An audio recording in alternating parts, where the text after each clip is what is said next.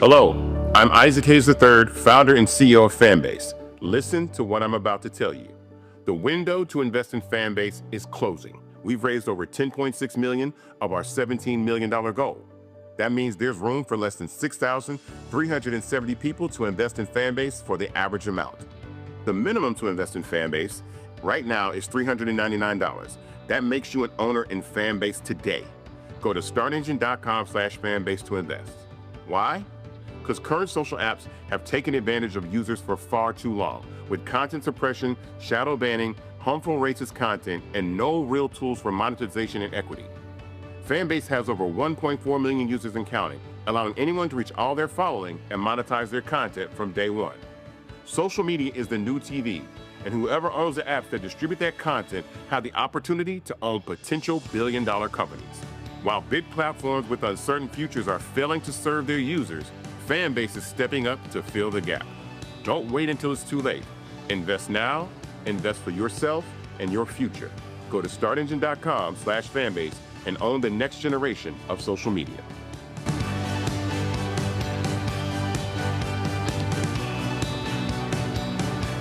Black Star Network is here.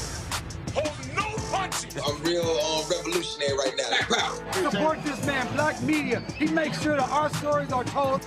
Thank you for being the voice of Black America, Roland. Stay black. I love y'all. All momentum we have now, we have to keep this going. The video looks phenomenal. See, there's a difference between Black Star Network and Black-owned media and something like CNN. You can't be Black-owned media and be scared. It's time to be smart. Bring your eyeballs home. You dig?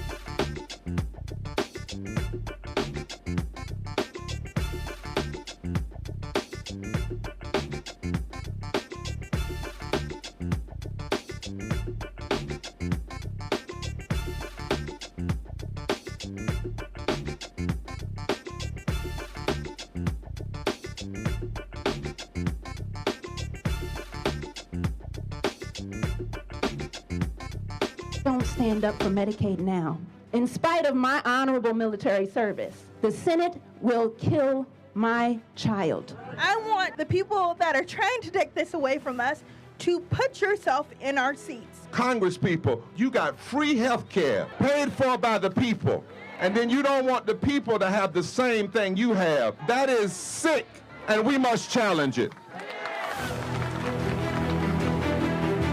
This bill will deny millions of people the health care that they need. This is policy violence. And we won't be silent anymore.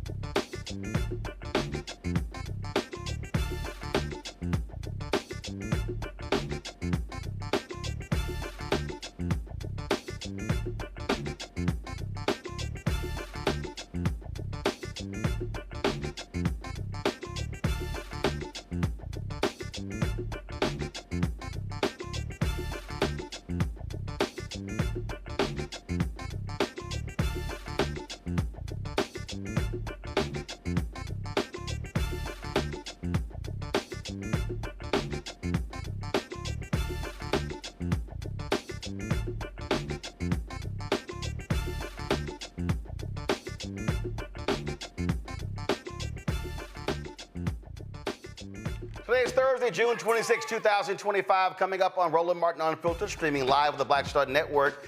Explosive closing arguments in the trial of Sean Diddy Combs. Prosecutors accuse him of leading a criminal enterprise. We'll hear from legal analyst Candace Kelley. The Supreme Court opens the door for states to defund Planned Parenthood, putting essential health care for millions of women at risk. Fireworks on Capitol Hill. Two black female members of Congress, Jasmine Crockett and Lateefah Simon, they go off against Republicans. Man, we're going to show you that. And speaking of Congresswoman Jasmine Crockett, what the hell are Democrats doing? How do they choose a no-name Democrat to lead the House Oversight Committee who doesn't really say anything that you can remember? They pick him over Crockett, who folks know, want to hear, who can raise money, hugely popular. What the hell are they doing? Plus, we'll examine the findings of an expert in election forensics who claims there is statistical evidence of vote manipulation in the 2024 U.S. election. Plus, Iran has stated it will not back down from a nuclear program despite U.S. and Israeli airstrikes. Congresswoman Alma Adams will join us to talk about this. Yo, it's time to bring the funk. I'm Roland Martin Unfiltered on the Black Star Network. Let's go. He's got it. Whatever the miss, he's on it. Whatever it is, he's got the scoop, the fact, the find. And when it breaks, he's right on time and it's rolling. Best believe he's knowing. Putting it down from sports to news to politics.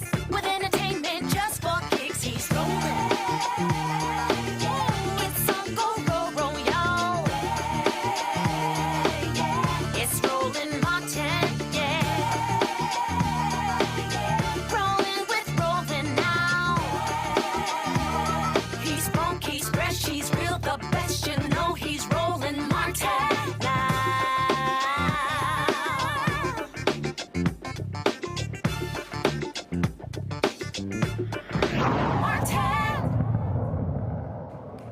All right, folks, explosive testimony, closing arguments in the Sean Diddy Combs trial.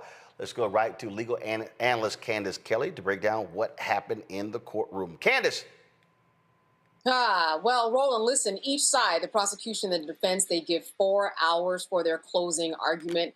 Actually, the prosecution went a little over 4 hours, but I don't think that the defense minded. I'm sure they did not want to go today because this is a long day for jurors, and you want to make sure that they are fresh. So the defense will give their closing argument tomorrow. But what we heard today were the prosecutors taking us step by step through each of the charges, each of the victims, and how the evidence matched up with each one according to them and according to their witness. This is certainly what they hope the jury will believe. I think that one of the things that we have to keep in mind is that July 4th is coming. The jury is getting a little bit tired. These are very long closing arguments, but this is the time where prosecution and the defense get to make what they want stick, connect all of those dots. And this is really their last chance to do so. So we heard a lot about what we heard in the trial already, but we heard it all at one time. This has been 6 weeks. This is something that I'm sure a lot of information and details the jury has forgotten about. And that is what the prosecution kept in mind as they spoke today, to remind them of the things that they may have forgotten. I would imagine that this will probably go into deliberations on Monday, but tomorrow is when we will hear from the defense and their closing arguments. In these arguments today, of course, they pretty much reiterated what we heard over the last 6 weeks, but also explain to people about these charges being dropped and why that was done. Yeah, so what's interesting is that when you get these charges, you get them on a charge sheet in terms of the jury. They know exactly what the charges are going to be, and the prosecution and the defense have the opportunity to lay out how they want those charges presented. Wording really matters. So there are many charges, because not only do we have sex trafficking, right? You have to go sex trafficking for this victim, and the next victim. So it multiplies by 3 and 4, depending upon how many victims. What the prosecution said was that when it comes to attempted kidnapping and when it comes to attempted arson, we are going to get rid of that particular theory. But we are going to keep arson and kidnapping on these particular jury deliberation sheets and charge sheets. So really, we're just kind of fine-tuning and streamlining their theory, because really, if you think that somebody committed arson, well, then you probably think that they attempted to commit arson. It kind of merges together. And what happens is that during jury instructions, for example, those also take many hours. And I think that the more charges they remove, again, the less the jury has to sit. Listen, it's 104 degrees a couple days this week. The less the jury has to sit and come to this trial. And I think that that's very helpful when we're talking about the jury, the time, July 4th coming up. But really, kidnapping and arson are staying. It's just attempted kidnapping and attempted arson kind of merge with those particular offenses, and so they remove them.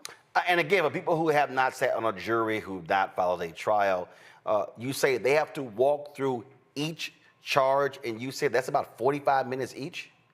Yeah, so that each charge, what will happen after the closing arguments are done, we're going to hear from the judge, and the judge is going to give jury instructions. And here's where he goes through all of the laws, all of everything that Sean Combs is accused of, from arson to kidnapping to bribery to extortion to the drug offenses. And he's going to explain what they have to look for in each of these offenses, what the law says about each of these offenses, what they can consider, what they can't consider, things of that nature. So it's very detailed. That will take hours. So when you remove some of those charges, it's very helpful in terms of some of the time. But that is the next step. And then, of course, when they go to the deliberation room, the next step that the jurors have to do is select a foreperson. That foreperson manages what's going on, make sure that everybody gets their voices heard. If they want to see any evidence, they send a note to the judge. The foreperson is the person that sends the note to that judge, and they can ask for evidence. They can go back and forth if they have questions. As long as it's been entered into evidence, they can ask, hey, listen, we have questions about this evidence, or even question about the law. Many times juries go in and they say, hey, listen, what if we're a hung jury? So any information that they want, those are the next steps that we're looking at with the jury. The Diddy defense, he did not testify. They did not call any witnesses. Again, for folk who don't really understand these things, explain what their strategy was by them not calling any witnesses? Was it simply a matter of saying, hey, they don't think the prosecution proved their case? Yeah, and that's key to it, because the prosecution is the one who has to do the work here. They have to prove the case. Sean and his people, they can sit back and say, hey, listen, you didn't prove it. And that's actually the theory that we're going to use. You didn't prove it. Now, a lot of people will say, well, listen, they didn't call any witnesses. Why? Isn't there even a character witness? The truth kind of is, Roland, that they have called witnesses, and that on cross-examination, they at least to get to kind of poke holes maybe in a witness's story and bring out some bias or bring about some inconsistent statements.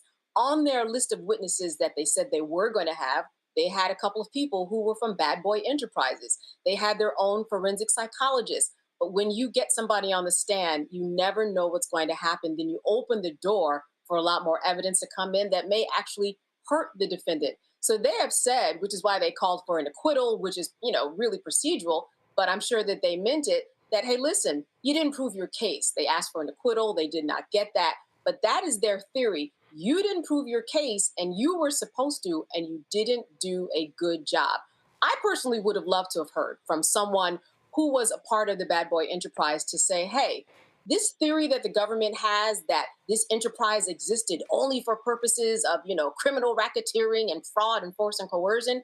No, it didn't. We're Bad Boy Records. We also were involved in Revolt TV. He had a liquor brand. He had a marketing brand. He had Sean John. It would have been good, I think, but again, opening a door that they weren't aware of could happen, but it would have established that, hey, this particular criminal enterprise that you're calling, it was a real business, but we did not hear from those witnesses. And of course, we didn't hear from Sean Combs, who spoke on his own behalf and said, I am not going to testify on my own behalf. I've talked to my attorneys. It was a decision that I made on my own. And that's when the defense rested. And lastly, you also have a situation where I think the defense is like, okay, we're going to concede he's an asshole.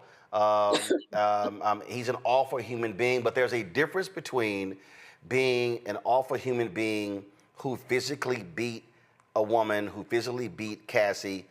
That's different from RICO, sex trafficking. And so everything, how they position this, hey, they just had a bunch of freaky sex. That's how they pretty much framed this.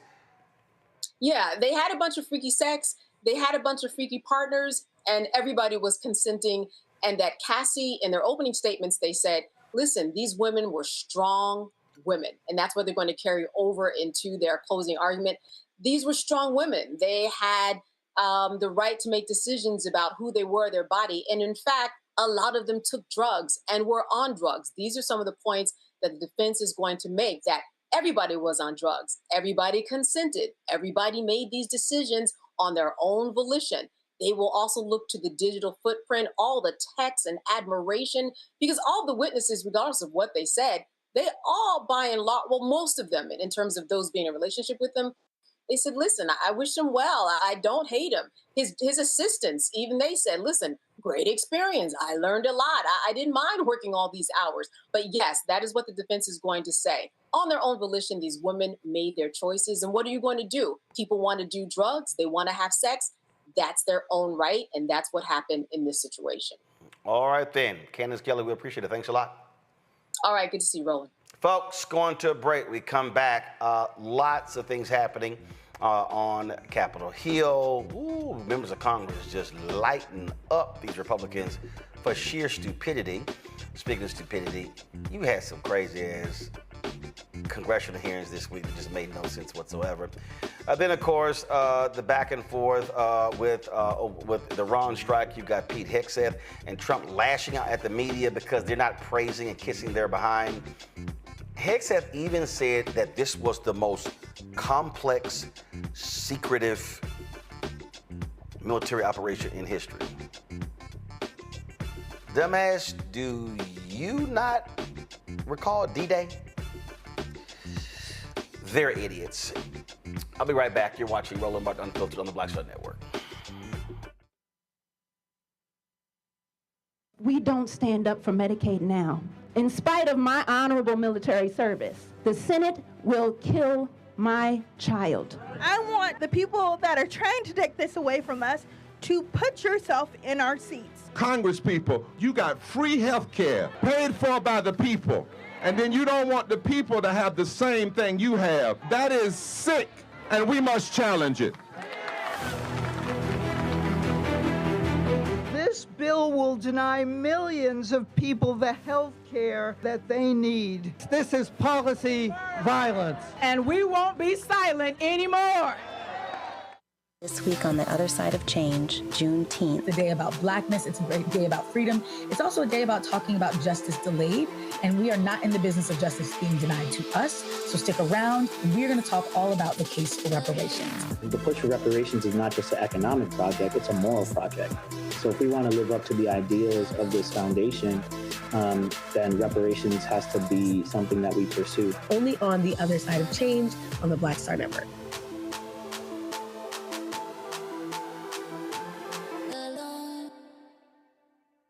What's up, y'all? This is Wendell Haskins, a.k.a. Win Hogan at the original T-Golf Classic. And you know I watch Roland Martin Unfiltered.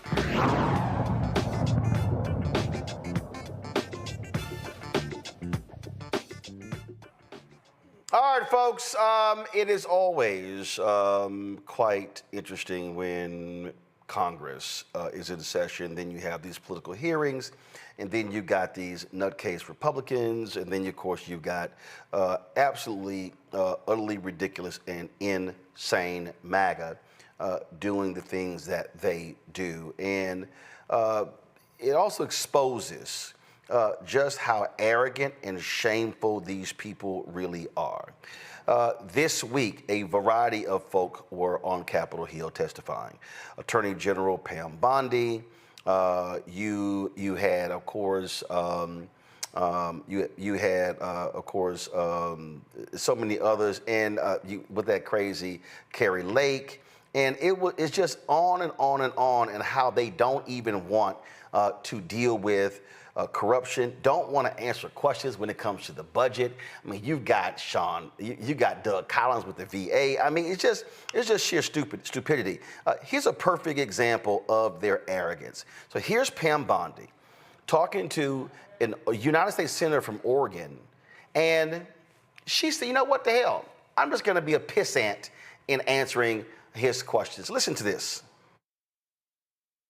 A request by UAE to produce AI chips that would go to UAE. The National Security Advisor of UAE is also the CEO of MGX.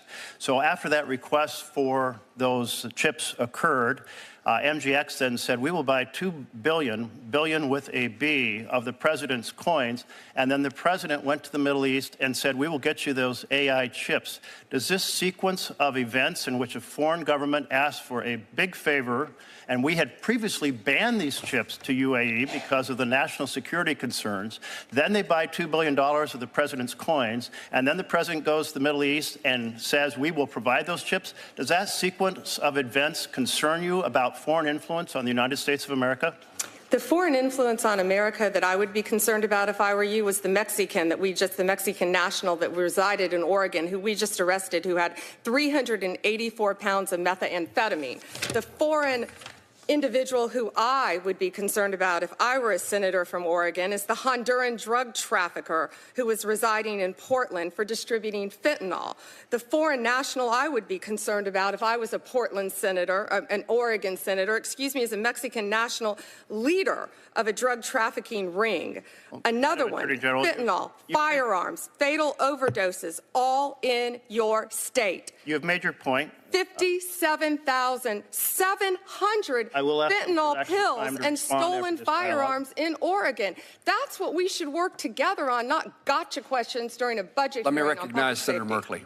Thank you very much, Mr. Chairman. The Attorney General certainly has made the point that she's very concerned about issues that I'm concerned about as well regarding the security of this country. But let the record note that in terms of foreign influence and the sale of foreign influence through the president's coins, she absolutely refuses to respond and instead turns to a whole list of different topics. I think it's important for the leader of the Justice Department of the United States to be very concerned about foreign influence, and I encourage you to take on that topic and not consider it an offense Democrats, that those of us who are concerned here, Democrats and Republicans, want Americans to make American decisions, not foreign influence being bought through crypto coins. Senator Murkowski. Chairman. You see right there the arrogance. You see just the despicable behavior in terms of how they answer questions, how they want to go on the attack. See, what y'all got to remember is there's an audience of one. Donald Trump sends these idiots to Capitol Hill, and he wants to see them trashing and chastising and things along those lines. That's what you see happening. Then, of course, you had the hearing of Kari Lake, of course, who leads VOA, and they just sit here, and again, they just lie and lie and lie and say crazy things, and so here's an Arizona congressman ripping Kari Lake. Watch this. Cannot believe a word you say. You ran for governor in Arizona in 2022. You lost fair and square. Instead of conceding, you embarrassed yourself and our state by lying again and again for years, blaming everything under the sun for your loss except for your own toxic politics. You lie about that election to this very day. You lied about signatures on mail-in ballots not matching those on file. Proven wrong. You lied about ballots being intentionally misprinted and then rejected in Republican areas. Total BS. You lied and said hundreds of thousands of ballots were mishandled. Zero evidence. You claimed fake ballots were snuck into batches before they were counted. Come on. You repeated these lies again and again, and you've said even recently, quote, I am the duly elected governor. They just stole it, unquote. Give me a break. Ms. Lake, your new role requires you to tell the truth. For decades, whenever authoritarians and dictators suppressed the people and claimed victory in fraudulent elections, Voice of America countered those lies. I can't imagine how people fighting for democracy today and around the world can trust someone who has so shamelessly lied about her own election. Will the gentleman yield to the question? Lake, no, I will not. Okay, Ms. Lake.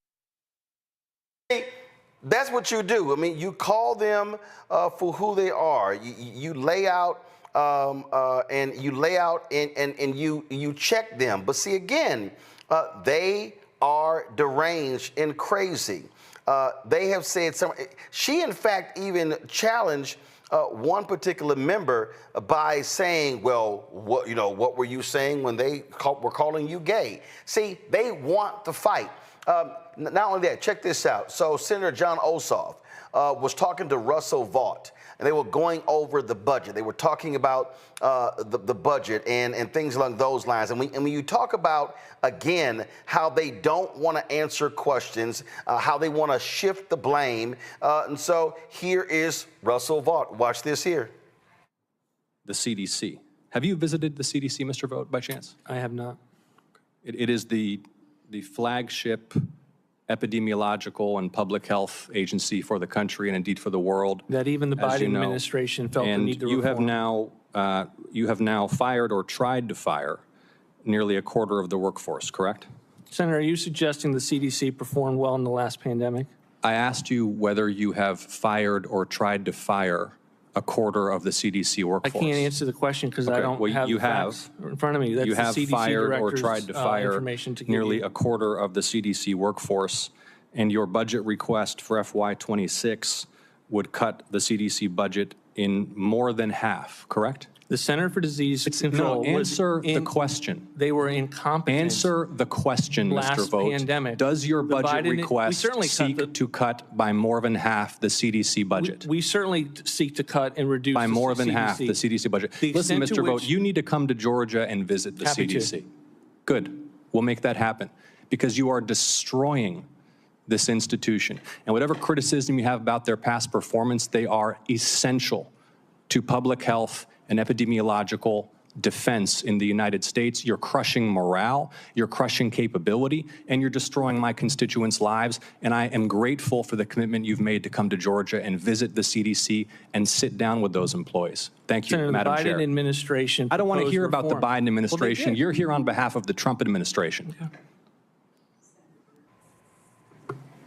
the witness. All right, so I'm going to play one more that I saw, and it shows you the sheer incompetence of these people. It shows you how they don't give a damn about Congress, and Republicans don't care about actually hearing from them. But their entire goal is, again, to just say, you know what? I don't give a damn what any of y'all have to say. This is Senator John Ossoff again. Thank you, Mr. Chairman, and thank you again, Mr. Secretary. So just to start with the basics here, Mr. Secretary, the total all-in request for FY26 is $441.2 billion, correct? Yes. Okay, and how much of your medical services request is for personnel? And how many personnel through this medical services request do you intend to employ in FY26? At the current, and I also have, I have my budget, Andrew, here as well, if there's the numbers that we need, if Mr. Chairman, with yours. The issue that you brought up is right now there are currently 465,000 employees in VA as a whole. VHA has 409,000 of those. I'm so sorry, Mr. The question is, how many staff do you intend to employ through the medical services budget in FY26? Do we, Andrew? 396,000? 396,000. 396,000? Yes. Okay. The FY25 request, and just to be clear, that's intended staffing of medical services in FY26? Say the number again. 395? 396,000. 396,000. 396,000. Okay. Yes. How many physicians do you intend to employ in FY26? Physicians. Oh, physicians. We employ a large number of physicians. I'm sorry, who are you? Yeah. Andrew is our budget. Right now, we currently have 28,868 physicians. Yeah, so how many physicians do you intend to employ in FY26? We're not cutting physicians, so at this point in time under that budget, we're still looking to continue at 28,868 at minimum, because we're also having to add physicians which are not which are exempt. So we're adding those. What we usually.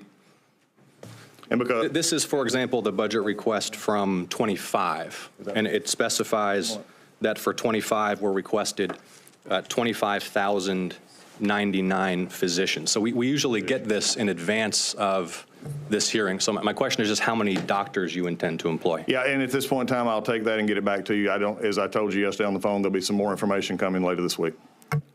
Okay, how about dentists? Same answer. Do you have the number for nurses? We currently employ 91,040. I'll have the. But my question is how many? And I understand, and the breakdown will be provided as I said yesterday. Okay. Well, how have you calculated the money you need for personnel without having yet decided how many personnel to employ? In the breakdown of the budget, which right now is still going on, these are the numbers that we are using to go forward from last year's budget into this year's budget. And at this point, there is also a gap in how many we have currently hired and not hired. And so at this point, I'll have the numbers for you that we've not provided yet. We'll be providing those numbers. But you've proposed about $17 or $18 billion cut to the medical services account, correct? That is not. The president's budget makes adjustments to the funding that devote additional funding appropriate fund to community care. This is not a cut to total funding to VHA. In fact, the total medical care budget grew by 17% to $24 billion. Not medical care, medical services. So here's your, just to be clear, I mean, the chairman mentioned this, we usually get, I understand completely. Specifies how many folks you intend to employ. We have a 26-page PowerPoint. But in that 26-page PowerPoint, here are specified about $17 billion in cuts to the medical services budget. So what are you cutting in medical services? Specifically, who are you cutting, since that's exclusively personnel? Again, in this, and this is the issue that we have right now, and I'll just state this for either of us to go back in circles. We'll be providing more of those numbers, as I said yesterday on our phone call this week. So at this point in time, the numbers that we're providing are the numbers that we have at this point. I'll be happy to talk to you further about those later.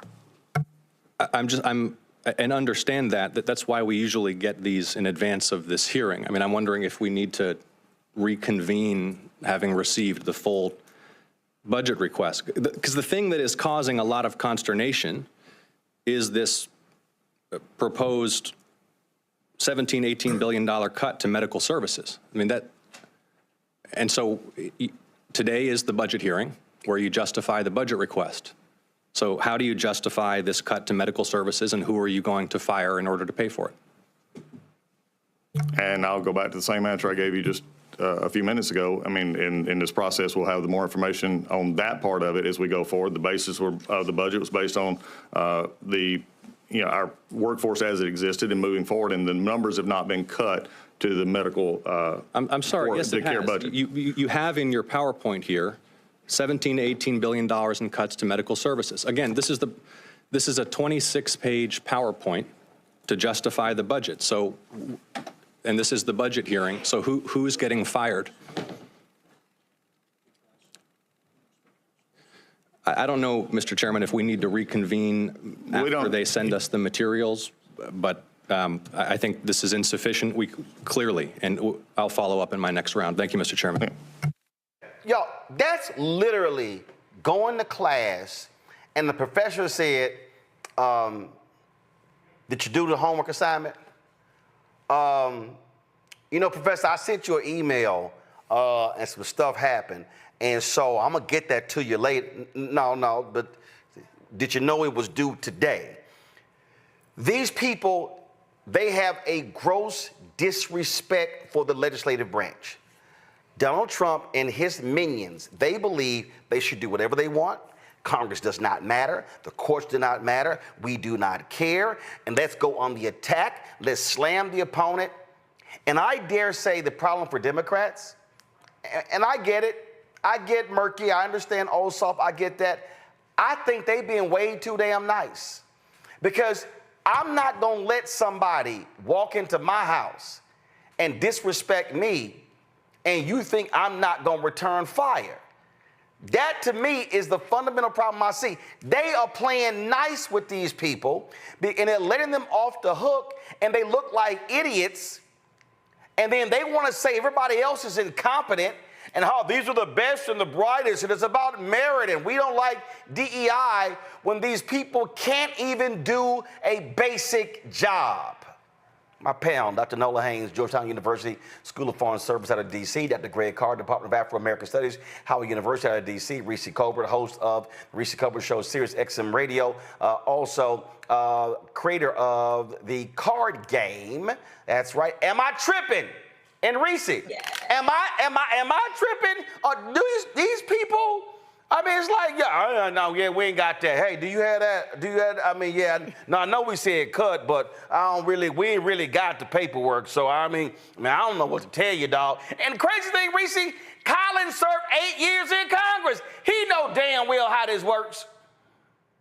Yeah, it's a whole lot of humming, and look over there, don't look right here. You're there because you're supposed to be talking about the details, the specifics of the budget that's being put forth. Look, a lot of talk is about the big, beautiful bill, which is a hot mess.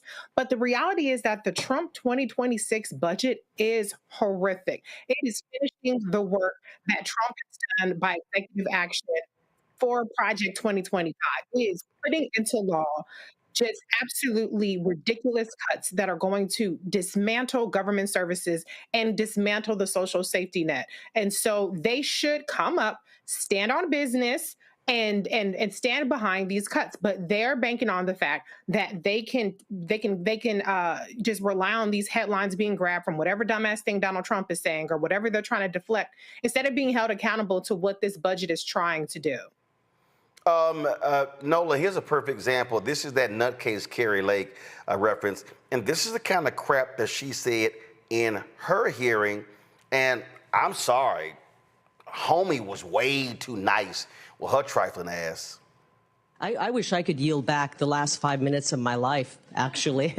And I want to apologize to the people of Arizona that we have somebody who's representing the folks in one of our great parts of the Valley that doesn't care about the integrity of our election. So but you weren't here, you came in late, and we were talking about USAGM today, the Agency for Global Media, and how they can put out absolute abject lies, and we can't control any, we have no say over what the editorial content is, and I would hope that you would not be okay with that. They could literally put out a lie about anybody here, and I know you've been the victim of that.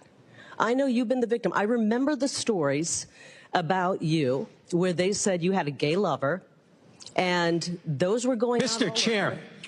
Can I hope you honor what you just gave as a caution to everyone, and I moved those words to tell you that those kind of lies, and you said those were lies, those kind of lies could be broadcast today on VOA, and you couldn't pick up the phone, Representative Stanton, and call them and say, hey, you're putting out lies about me. You would not be able to do that because they would sue you for breaking the firewall. So lies are being told on Voice of America. It's inappropriate. You've been subjected to lies that you said were lies about you in the media before. And how would you like it if those lies were put on Voice of America? And Nola, they let her ass keep talking. You know what is hysterical about this? I don't know if folks out there have ever seen the British TV show called The Thick of It. It is the show that inspired Veep. This scene is exactly from that show. Hold on, Nola. Why are you holding that microphone? Because I'm on my phone. There were some technical issues, and Nola, that microphone clips on. Just clip it on. I want to hold it because I like my nails. Can I do me? And Nola, I want to hold it because I like the aesthetic. Take the furry thing off. That's a windscreen. It ain't windy inside. It's the aesthetic. No, it's not an aesthetic. No. Matter of fact, let me go ahead and say that. I'm going to let you finish. I keep watching these damn people. Teray, I keep watching these folk do videos, and they really getting on my nerves. That is a windscreen. It is supposed to reduce the wind noise. That is not a furry accessory. So, Lord have mercy, like a big ass. Put that chia pet, clip that thing onto you and just talk. Well, can I borrow the windscreen so I can turn my fan up? Lord, gone. Hey, that irks me. Listen, the noise from my air conditioner and the noise from the fan, because it's a lot going on in here. Can I just finish my thought? Man, next thing y'all know, y'all gonna have a pink windscreen, a red windscreen, a green. Girl, gone. I'm sure that's there. Thank you. So back to my point. If you watch the British show, The Thick of It, it was about Tony Blair's comms director who was a bully. And when I say that this is the exact scene, the exact tactic of throwing everybody off by first insulting the person, saying, oh, you were late, by throwing that person off, and then by saying that something happened to you negative in the media to deflect from what the actual situation about them is. I kid you not. If y'all, as politicos, have not watched The Thick of It, you have got to watch that show. This is an exact scene, frame by frame by frame, which makes this even more hysterical. But it's effective. They have dug in. They're standing 10 toes down on just being bullish, on being rude. They don't care. They don't care that this is how they're being seen because they've been told this is what strength looks like. And like everyone has said, the Dems need to figure out very soon how to combat this because you're sitting there looking crazy, still trying to be statesman-like, stateswoman-like when people are coming for you, because to me what she said was homophobic and it was done on purpose because that's red meat for the base, right? That was to own the lib. They need to figure this out very quickly because they sitting around here looking crazy and weak. Yeah, because for Donald Trump, he wants central casting. He wants people who look a certain way, Greg, talk a certain way. And what Democrats don't seem to understand is that these congressional hearings, folk can say performative, performing for the cameras. Yeah. The reality is you should be using your 5 minutes to eviscerate your foes, to destroy them, to make them look like sheer idiots. And when they bring the shade, you hit their ass with a double and a triple dose of shade. But no, they want to sit here and let these fools ramble and go on and on and on. That's why it was Congresswoman Maxine Waters and not everybody doing, reclaiming my time. You got to shut these thugs down and not give an inch, Greg. Absolutely. You do. To the white passing Carrie Lake and all the others who are working to foment their Lord and Master, it may look like there's individual flair in each of these performances and appearances, but the architect of much of this was on the Hill earlier this week and last week, Russell Vogt. It's Russell Vogt's playbook. It's exactly what Richard said. When you go to the Mandate for Leadership, Project 2025, you read Vogt's chapter on the concept of the executive branch and this kind of powerful, all-encompassing executive branch. Then what you saw today was the equivalent of Richard Pryor saying back in the 70s or Chris Rock in the 1990s, I don't know that S. Keeping it real. In other words, I'm from the executive branch. I ain't got to tell you S. Richard Pryor said, hey man, show me. I ain't got to show you. That's really what Collins was telling his former colleague. That's what we've seen with Carrie Lake. This is what we've seen with everybody who's testified. Contempt. So anyone expecting anything different? I mean, look at that stooge Bill Cassidy in Louisiana, who's right in bed with him. You're a medical doctor. And Robert F. Kennedy came up there and to your face and straight told a lie to you. And now you up here, I'm having to reconsider. No, you're not. It's all theater, as you said, Roland. The tragedy is we watch theater so much that we think it's real. But them phone calls had already been made. They're not going to stop her.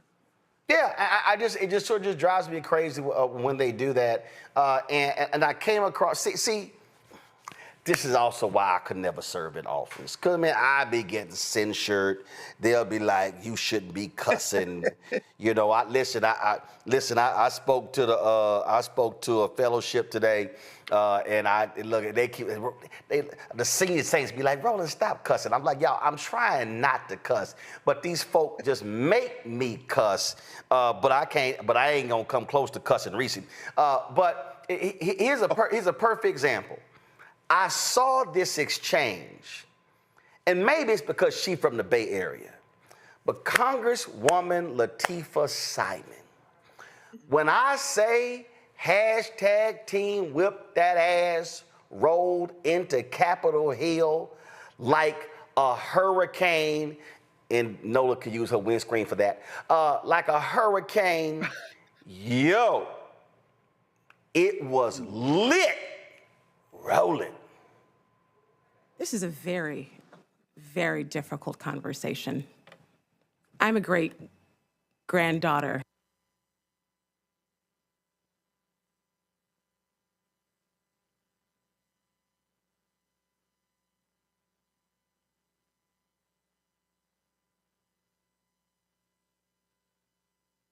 You had to have heart surgery again. Would you rather have a doctor who studied the hardest in school and was the most qualified to perform the surgery, or a doctor that was in that position because of their race or gender? Which one would you rather have, Mr. Langton?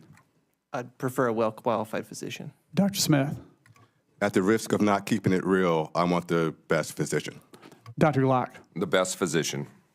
And Dr. Harper? Are only the best physicians white? I don't care what the That wasn't the question. Okay. Do you guys agree with yes or no, do you agree with Dr. Martin Luther King's statement that people should be judged by the content of their character, not the color of their skin? Mr. Langton? Absolutely. Dr. Smith? Yep. And Dr. Glock? Absolutely. And Dr. Harper? Martin Luther King would absolutely be repulsed by the politicized attacks on diversity, equity, inclusion. So you're not going to say yes or no? Yes or no? You got to say yes or no. No. Listen, I'm telling you right now. Well, I disagree. That hiring and promotion are you advocating hiring and promotion based on character? Would also be repulsed by the lack of classical values. Stands for did and earned. DEI gets rid of. And the answer is yes or no. Are we hiring people based on skills and experiences, or are we hiring them based on character? It should be quality and not race and sex. Made it clear he doesn't want to answer the question. Why don't you go on to the No, he was asking for clarification. I think that's fair. This is a very, very difficult conversation. I'm a great granddaughter of someone who had a literal yoke on her neck, a literal yoke. And I will give the 4.5 minutes of my time to my people from Malvern, Arkansas, from those fields. And I want to be clear that 4 out of the 5 of you last year posted on your social media the words of Dr. King. And there are so few folks who actually have studied, who are clear on the theology of freedom of King. Very few of you have read and studied and have sat in Ebenezer Baptist Church. So I would ask you, you keep Dr. King's name out of your mouth. If you, like me and the many scholars who will be watching, studied King, you know that he and the mothers and the fathers of the civil rights movement and of the movement for emancipation not only would be struck by the conversations in this room, but would be shattered by the consequence of lies, of hatred, of abuse of this administration in the name of folks who worked to make this country more free. Children of Abraham, for real. I want to be clear for the young people that are listening today here in this audience, this conversation is not about an acronym. It's just not. It's just not. This is a conversation. It's an attack. It's an attack on what you see right here. Now, see, who's on this side of the dais? This was never the plan. It was never the plan to have people of color in positions where they would be able to speak from this place. In fact, folks had to fight tooth or nail to gain access to the front door to this Capitol. I want to be very clear about that. Today's hearing says quietly and actually out loud who the majority believe is allowed to belong in this country. They use Dr. King's name in deep vein, who has a place in the hierarchy that was never meant to be questioned. The majority is leading a coordinated effort, I want to be clear, to push us back to a segregated America based on race, based on ethnicity, based on national origin, based on sex, based on sexual orientation and gender identity and disability. Inclusion, as a disabled woman, they have been very, very clear, including folks who look different than the standardized white man in this country, folks who are disabled, folks who love differently. Those folks should not be at the center of power. That's the plan. They are motivated by a fear of a multiracial and a multicultural democracy, a fear that freedom of co-equal citizens living as their authentic selves with pride and a fear. They have a fear of accountability. We must name this conversation today for what it truly is. It is a bigotry. It is a hypocrisy. Republicans, like I said before, will quote Dr. King all day, will bring forth Lincoln, and will talk about Frederick Douglass in the same breath that they are gutting civil rights offices in our governments, in the same breath where they seek to ban AP African American Studies that tells the true story of this country. It ain't just one story, it is a complete story. But folks on this dais don't want you to learn it. The hypocrisy from the Republicans is not only shameful, it is anti-American. President Trump and others have purged more than 275,000 federal workers through mass terminations and unlawful firings, while, check this out, preparing draft hiring guidance that would screen job applicants for political loyalty to the administration rather than the Constitution. The Trump administration put 500,000 qualified federal workers with disabilities, jobs at risk. Half of those are veterans. The Trump administration has forced out transgender service members who have served their country with loyalty and love while elevating dangerously unqualified news anchors to lead our nation's Defense Department. The Trump administration rewards loyalty over expertise, obedience over justice. These attacks are central to a broader agenda. Let me just finish this one sentence that criminalizes protest, that bans books, that erases history and redefines its national identity in narrow and violent terms. A 1950s America is what the goal of this conversation is, and some of us say, hell no. I yield. You ain't in no studio to be cute. You in church. I don't want no studio sound. I want a church sound. Something on the inside.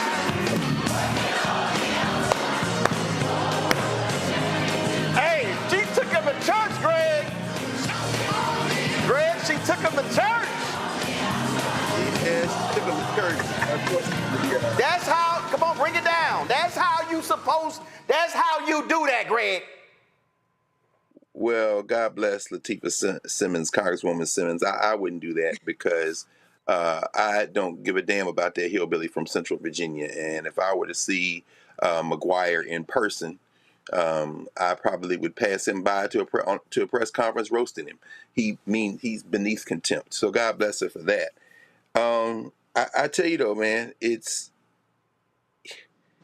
presumes that they don't know. In the case of McGuire, who was a Navy SEAL and, and came all this stuff, he clearly has the intelligence to know better. Unlike somebody like Tommy Tuberville, who is brain damaged, apparently. But I think there's the other option. I may or may not know, but more importantly, it isn't germane to my agenda. I have the power. And so therefore, you can make the most compelling logic case that you would like. I'm still going to do what I'm going to do. There's only one way to stop this, y'all. We have to be organized and we have to act politically, including in the next cycle of the ballot box. What Lateefah Simmons did, that's great to show to some young people. What we're seeing from some of the Democrats, Jimmy Raskin, people, Jasmine Crockett, we're seeing civics lessons. If you want to package that and put it on a platform and teach young people civics, fine. But them people there, as Malcolm X would say, you're speaking a language they don't understand. But here's the deal, though. I believe that what she's doing and what Congresswoman Jasmine Crockett does, and again, and look, what we're seeing from the guy who just won the Democratic primary in New York is understanding the moment and what people are looking for right now. They are looking for fighters. They are looking for people who are not going to back down. And it may be folk who say, I don't even agree with you, but at least you showing some fight. At least you're showing something. And see, and I'm about to walk through this because I'm going to show you a couple of things. I'm going to show y'all, and everybody's going to talk about it, but I need people watching to understand what we're talking about. How you present, how you speak, how you leverage your voice is important because the folks sitting at home are saying, if y'all want me to get off the couch, if y'all want me to go walk door to door, if y'all want me to canvass, if y'all want me to phone bank, you got to give me something to work with. And the regular ass, boring Chuck Schumer, same old, I ain't swinging for that. That ain't moving me. That ain't fighting for me. And the Dems, I think, made a huge ass mistake by not picking Jasmine Crockett as the ranking member on the House Oversight Committee. Y'all roll her this week.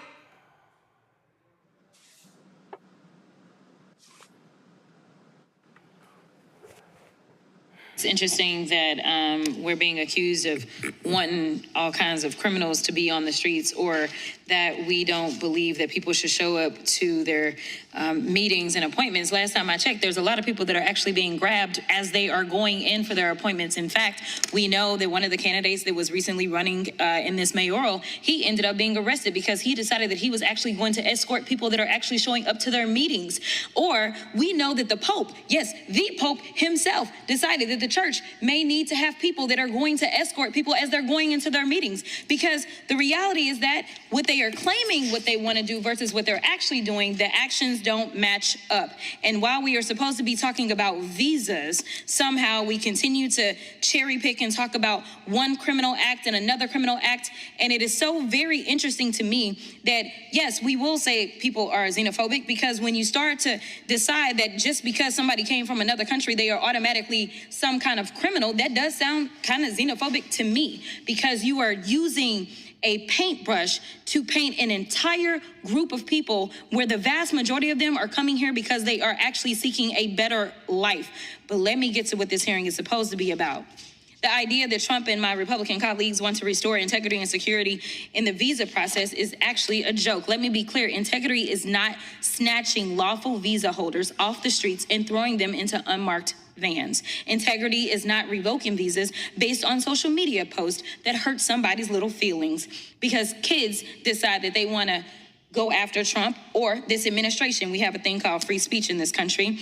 And since we're talking about integrity, I'm confused as to why my Republican colleagues aren't talking about the lack of integrity when it comes to the president's family's visas.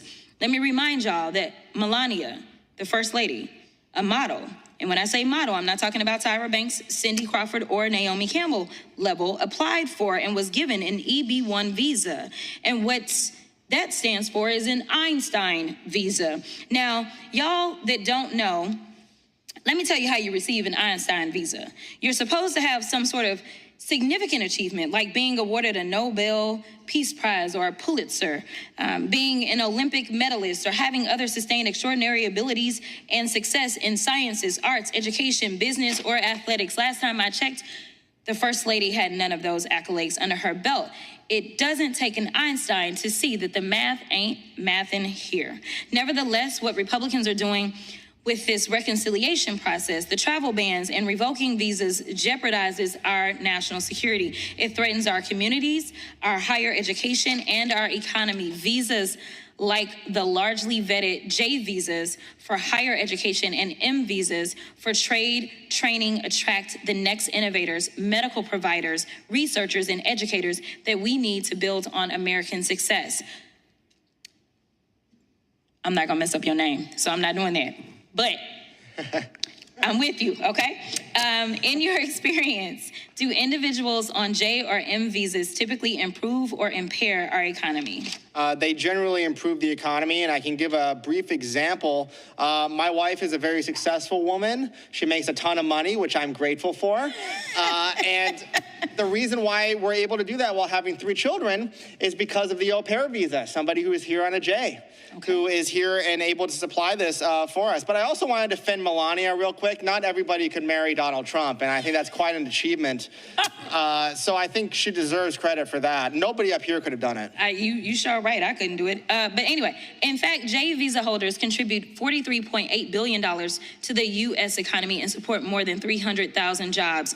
And make no mistake, immigrants improve the health of U.S. citizens too. Despite the fact we already have a doctor shortage, Trump's reckless travel ban and visa overhaul are exacerbating this crisis by impairing hundreds of hospitals with foreign-trained doctors set to do their residencies here in the United States, meaning fewer people will get the help they need and more people will die. Now, let me remind you that Republicans are trying to gut Medicaid. Roughly 4.5 million people receive caregiver services through Medicaid, and most of these folks are in red states. And wouldn't you know that in 2023, Kaiser Family Foundation estimated that almost 30% of long-term care providers or home caretakers were immigrants.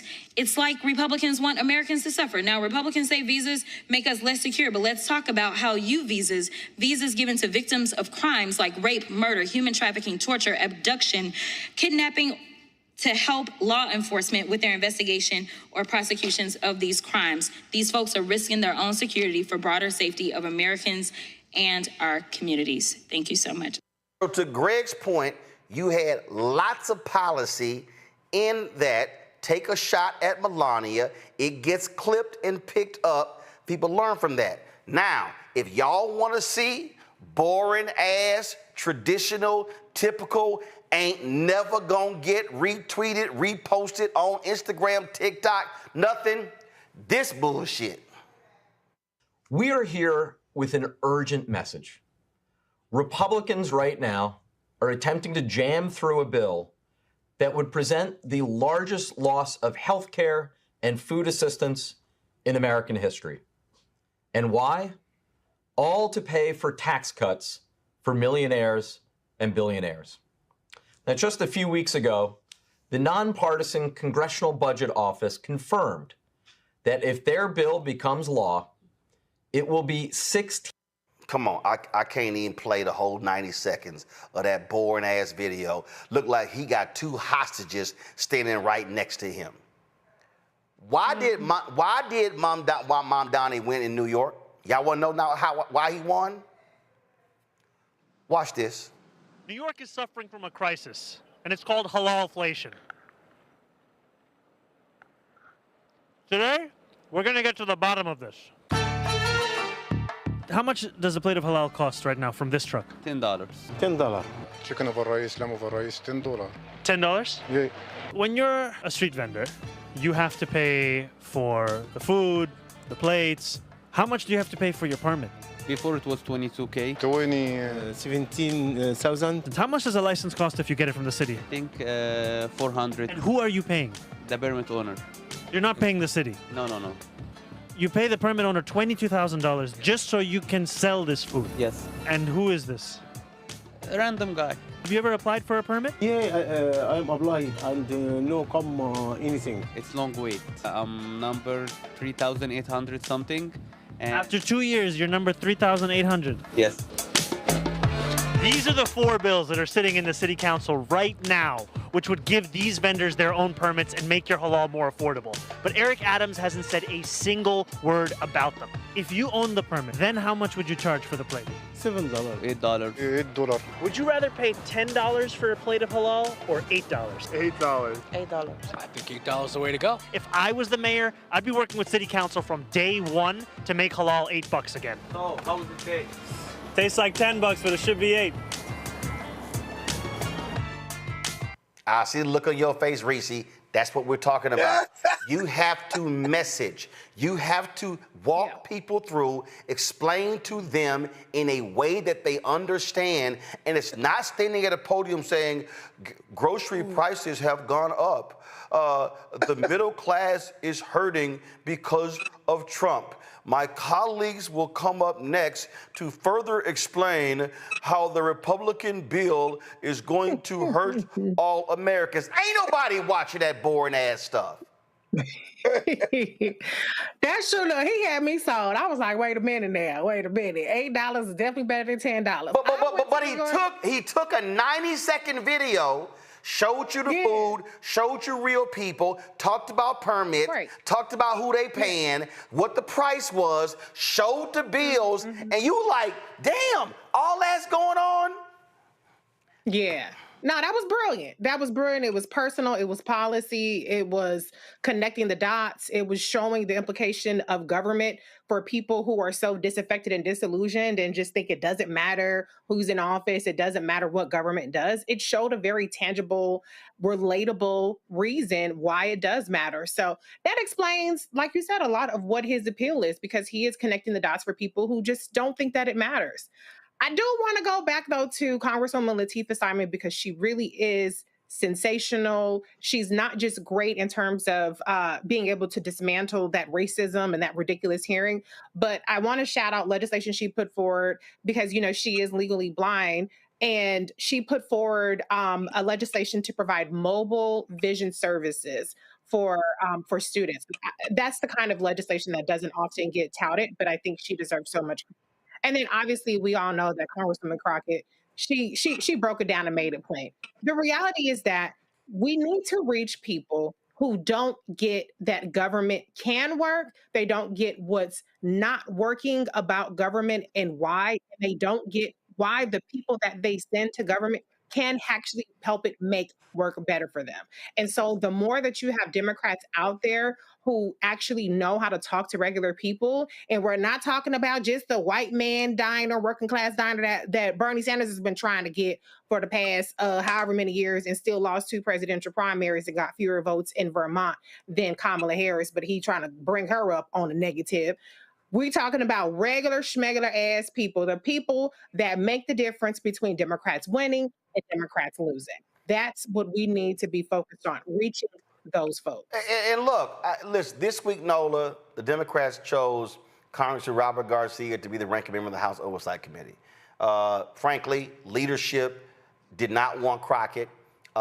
They took a vote there that told the members how to vote. She then drops out. They let Garcia. Now, Robert Garcia, from all I understand, is a great guy. I ain't never heard of him. In fact, he is great. In fact, yeah, but here's the deal though. I ain't never ever used a clip of Robert Garcia. I can't even remember coming across in terms of these hearings. Now, Lateefah, Summer Lee, Crockett, Frost, my man, I can't remember him, the guy from Texas, the new guy from Texas. I've seen that. I'm like, great. Okay. Oh, I'm like, all right, who you? And again, I'm flipping through right now. I'm going through his Twitter feed. You know what I see? Come on, switch, y'all. I see MSNBC clip. I see MSNBC clip. I see MSNBC clip. I see MSNBC clip. I see MSNBC clip. I see MSNBC clip. And I'm just simply saying, dog, if you want to sit here and reach some folk, then you gonna have to sit here and talk to some non-sources. And I don't know what they doing, why they in terms of why they chose them. And I've seen a lot of these stories, Nola. Well, you know, I'm not quite sure what went down. They don't like Crockett, this, that, and the other. But guess what? She raising more money than them. In demand, is communicating in a way where a new generation is appealing to them. And so where I come from, I'm gonna get the ball to the person, to my shooter who's hooping. Like if I'm playing ball, I mean, you might be a good rebounder, but if she's scoring, yo, I'm passing you the rock. I'm putting you in position to score. And I don't know what's wrong with the Democrats. They sort of want this nicety, and I don't want you to be too loud, and I don't want you to be too aggressive. I'm not understanding what their strategy is. Maybe you got some better insight, because I don't know. Well, you're not gonna like what I'm gonna say, because Robert's a friend. That's fine. He could be a friend. He could be a friend, but I ain't never heard of his ass. But go ahead. I just said, listen, we can start singing a whinings a friend, but I'm just simply saying I ain't never heard of his ass. But go ahead. Well, first of all, Robert ain't that nice. He's not that sweet, and he is a fierce defender for the LGBTQIA community, he's gone viral multiple times for clapping back. Before actually Representative Crockett actually got to Congress, he was actually the one keeping foot on neck with Marjorie Taylor Greene. But honestly, my how I feel about it, if it wasn't her, I'm glad that it is him. He's a very skilled lawyer. He's a very skilled communicator. And like I said, he is a fierce defender for his LGBTQIA community. And he was a very effective mayor in Long Beach. And so, you know, when I attended Reese and Clay's town hall, when Representative Crockett kind of made the statement about she wasn't the favorite, my worry was, okay, who's going to be the favorite? And when it was Robert, I was okay with that, because he's not nice, he's not sweet, and he will keep that energy and take it to you. I'm gonna need to see it then, because thus far I ain't seen it. And I spend a whole lot of time pulling clips and watching stuff, and I'm just saying, that's just me. Reese, real quick before I got to go to Congresswoman Alma Adams. Well, look, He's in the crosshairs of the DOJ because he made a joke of Elon Musk's dick pics in the hearing, and so they want to prosecute him for that. So he's definitely under the skin of the people of the administration. He definitely got that fire. I'm team Jasmine Crockett, but I'm also team Robert Garcia. He ain't no slouch. Keep an eye on him. That's fine. He might not be a slouch, but I need to see him on fire. I'm just simply saying I don't see. And you will. Okay, all right. I'm telling you, I'm gonna send you a clip. No. I need to see more than a clip. I need to see a body of work. I'll send you a body of work. I need to see a body of work, because all I'm saying is, if you Democrats across the country, who you asking to come speak at your Democratic fundraising dinner? Are you asking Garcia or are you asking Crockett? I'm just simply saying, I'm gonna put my hot folks in position, and I'm not gonna have them on the sideline on the bench. I'm putting them on the court. That's all I'm saying. All right, y'all. But she did drop out the race. No. Hold up. No, she didn't drop out the race. Leadership took a vote, and they signaled to all the members how we want you to vote. And then once she saw that, then it was, let me drop out. That's all. That wasn't no normal dropout. No, Richie, that ain't how it went. That ain't how it went. Roland, I think the strategy, and I'm saying the Democratic Party isn't in shambles. It is what it always is. It's the place we can use to advance our interests. It's a soft white nationalist party. So there's several things going on here. We all know, of course, it's reported that they wanted Stephen Lynch, the 70-year-old. So what they did yesterday was break seniority. Put a pin in that, but when they're in the majority and Crockett can run again as the chair, the ranking member ain't got a whole lot of power. They got their bomb throwers on both sides over there. Let them talk. We talk about the clips. We don't care who the chair is, especially when they're in the minority. I think there is a strategy at play here, but it's because people like Mamdani, whose father is a famous Africanist, he was born in Uganda. The people like that are forcing the Democrats to have to choose. This is what Bernie Sanders is saying. Either you're going to get down with these young people and these progressives, or y'all ain't going to have no party because we're going to take your party. Yep. They're using the Democratic Party as a host, and that's the way you have to use these parties. Well, I'm gonna need them to be a little bit more fired up. All right, Iran, all this drama, bombing nuclear sites. You got Trump and Hegseth talking about, oh, we obliterated, but we can't really back it up. It's all kind of nonsense. But the question is, where do we move forward? Where do we go? There was a security hearing. Members came out of that saying, we ain't seen the evidence they keep talking about. There were a number of senators who said that. Congresswoman Alma Adams of North Carolina joins us right now. And Congresswoman, glad to have you. First of all, let's get her signal. Glad to have you on the show. You know, the thing here, a lot of folk are literally worried about what's next. You've got Trump and Hegseth painting this picture of how amazing and beautiful and unbelievable and fantastical all this stuff was. But we also know both of them prone to lie and just make stuff up. So the question is, what do we make of this? Congresswoman, what do we make of what's going on? And can we really trust these two liars to tell us the truth? Well, thank you, Roland. It's good to see you. And yes, you always have a very spirited show. I was enjoying the conversation. As a matter of fact, we have not heard the results of anything. We haven't had a briefing. The briefing that was scheduled was postponed. Well, first it was canceled, and now it's back on for tomorrow. But we're also told that we're going to tell you some of it, but we're not going to tell you all of it. So it's really, in terms of the trust here, I'm not sure that what we'll get will be the truth, the whole truth, and nothing but the truth. Blaming Democrats for leaking information, but the same White House was proud to say they didn't inform Democrats about what was going down. Now, you can't have it both ways. How you gonna accuse somebody of leaking, but then you were proud to say we never told them? That's right. We Democrats were not informed. So if there was a leak, it didn't come from Democrats. It came from the administration, more than likely, or it came from the Republicans that they shared information with. Now, this president has said in his inauguration, I'm going to be a president for all the people. But he seems to focus primarily on the Republicans. And even when you look across this country, in every district, you got Democrats and Republicans and some people who claim no party affiliation. So I just think, they're going to have to step it up. There'll be a lot of questions, I'm sure, tomorrow. We'll see if there are going to be any answers. Obviously, a lot of folks are concerned here, and here really is the question that people want answered. Does the United States do whatever Israel wants us to do, or are we actually operating in our best interest?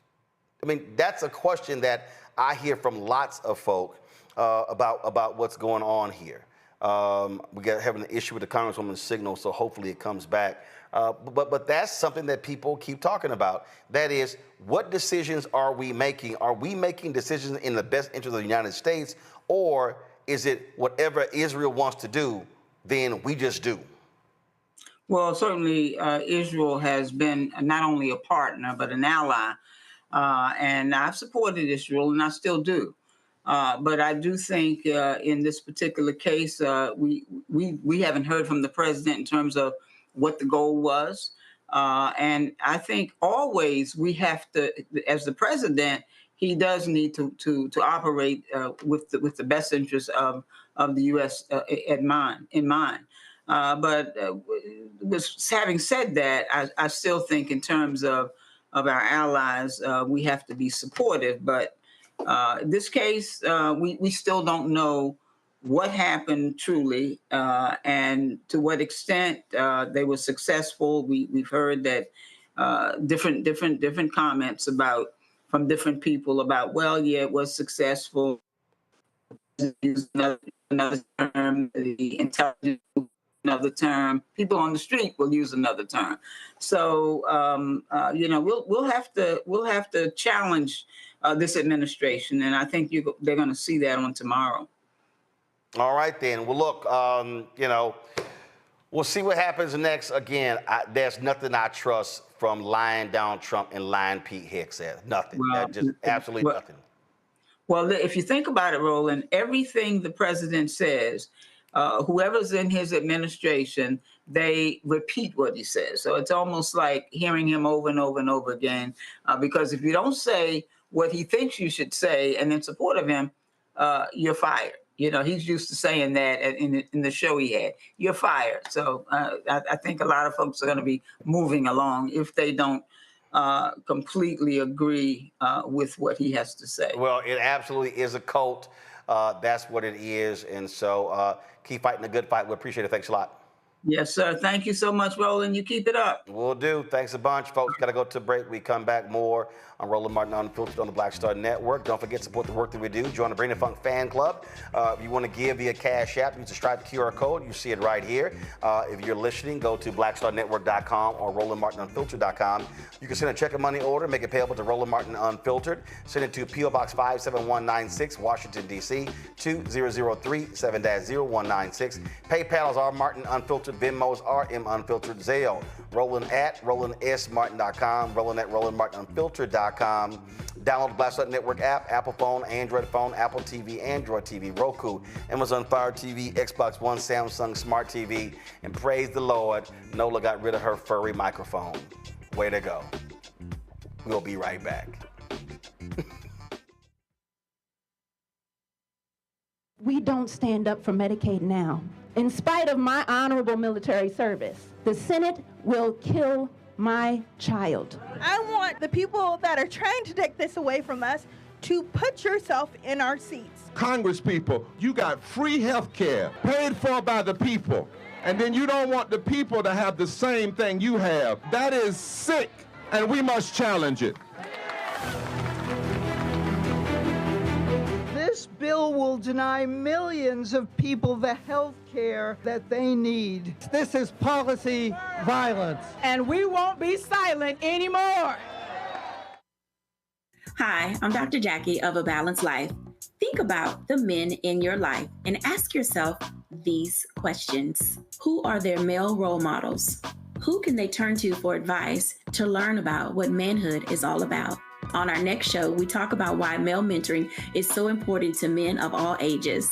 Actor Dondre Whitfield leads an all-star cast and panel to answer these and many other probing questions. A woman can't teach you how to be something that she's not. That's on the next A Balanced Life with Dr. Jackie on Black Star Network. What's good, y'all? This is Doug E. Fresh, and you're watching my brother Roland Martin Unfiltered as we go a little something like this. Hit it. It's real.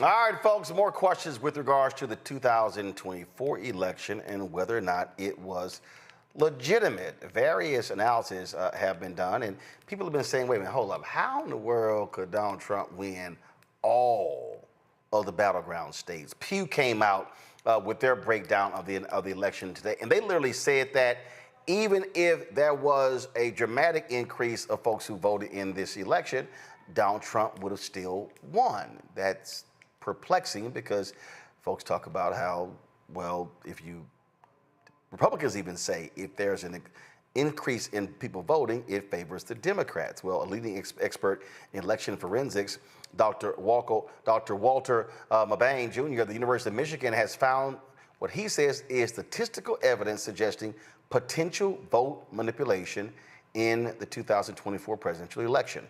His report analyzed 7 million votes across all 67 Pennsylvania counties and found that between 25,000 and 225,440 votes in the presidential race could have been fraudulent. His results support the findings released by the nonpartisan Election Truth Alliance. Nathan Taylor, the executive director of the Election Truth Alliance, joins us right now. Nathan, glad to have you here. So walk us through this. And there's somebody who's watching who's saying, all right, this is some, Donald Trump was saying it was rigged in 2016, rigged in 2020. Now this is just the left saying it was rigged against them in 2024. Thanks so much for having me again. A lot of fun times we've had in the past. It's felt like just yesterday, but it's been months now. So a little bit about my background. As you said, I am one of the executive directors of the Election Truth Alliance, nonpartisan, nonprofit organization that is, we kind of put it together to investigate the 24 election, past elections and future elections. And I think what's important here is, as you said, is there's been a lot of talk about this recently, but I do want to highlight what we're specifically talking about and the findings of Dr. Walter Mebane. This is not voter fraud. This is election fraud. And the difference is voter fraud is from people who may cast their votes. Election fraud is specifically a concern of a system or a systemic issue that's changing how people vote against their will. And I think that's what's important is the work that I've been doing in the ETA and all of our volunteers. It's focused on, are there concerns of our systems and are they free and fair? And, what can we do to dive deeper?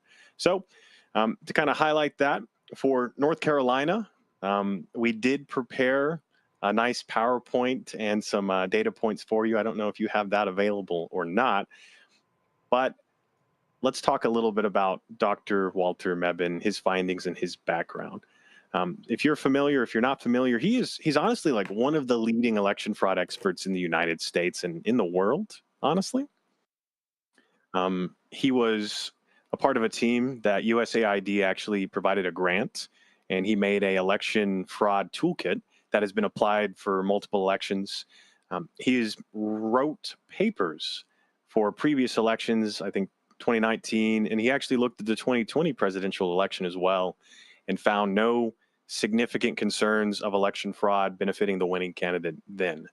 So what is really interesting is not only has he brought up his own concerns for Pennsylvania, which we have published our findings on our website as well, but we have also worked with him for North Carolina, and he's provided us his analysis of North Carolina, the entire state. So let's see if we can get any visuals up. If not, we'll do this the old-fashioned way. Let's see. Yeah, so here's what I have up. You have here why analyze North Carolina, and you say lay out here, for example, when comparing presidential to superintendent race, Kamala Harris received 122,231 fewer votes than Maurice Green, while Trump received 191,470 more votes than Michelle Morrow. Now, for folks to understand, this is what happened in North Carolina. Democrats won the governor's mansion, lieutenant governor, attorney general, secretary of state, superintendent, and the Supreme Court race, but Harris lost the White House. And people are like, how in the hell did that happen? So now go right ahead. Yep. And so what this is highlighting is this is kind of that overview. If you're familiar, a lot of people, such as Smart Elections, they talk about drop-off votes. I like to call them down ballot differences. And that's what you're highlighting is all across the swing states for the 2024 presidential election, the Democrats won up and down the ticket, but then Harris lost at the presidential level. And so what's really interesting is we initially started digging into that before we got into the more advanced statistics, such as what Dr. Walter Mebane does. And we're just highlighting here that all across every county in North Carolina, just to begin, we're seeing that Harris is always underperforming the Democrats on the same tickets. So we're talking, in this case, we're looking at the superintendent race, and we're seeing that she is getting up to 122,000 less votes across all of these counties. But Trump, on the other hand, he's always overperforming his party candidates. So you have right here, first, down ballot analysis, 2016, North Carolina presidential versus superintendent. And so what you're showing here, and I'm just going to zoom in here, the blue. Yeah, this is 2016. Right, so the blue is dim. The blue is dim, the red is Republican. And so what you're showing is, so we see these blue lines below zero. So explain what that is. Yep, so what we're looking at here is the zero line is the amount of votes the superintendent got for both parties. And then if you are above the line, as you said, the blue is Democrats. In this case, it was, I believe, Hillary Clinton in 2016. So if you're above the zero line, you got more votes than the superintendent of your party. So that was 2016. Yes. But then we go down to 2020. Yeah. Well, what's really interesting, as you'll see in comparison, is 2016, both candidates on average were overperforming. They were both sitting pretty solidly across and it was very, very back and forth, right? Some of them had more votes in some areas, some were sitting a little lower. We don't see a lot of negative votes here. We don't see a lot of negative drop-off. And that's what's important is we think if this is what a more normal election looks like across a state, every county, now let's look at 2024. And here, that is where we're highlighting. That is a stark difference in, wait a minute, come on, switch to Nola. Nola's over here going, oh my God. Oh my. Yeah, this is just the beginning because in this case, this is North Carolina. We're seeing this trend across a majority of the swing states. We're talking the more interesting ones as well. Pennsylvania for their election day voting looks very similar. And so what's important here? As we said, the zero line here on the left axis, zero is the amount of votes the superintendent got. And if you're above the line, you got more votes. If you're below the line, you got less votes. In each of these lines, there's a red and a blue line per county. And so what's important here is we are seeing across every county in North Carolina. Oh, not one county. Not one county.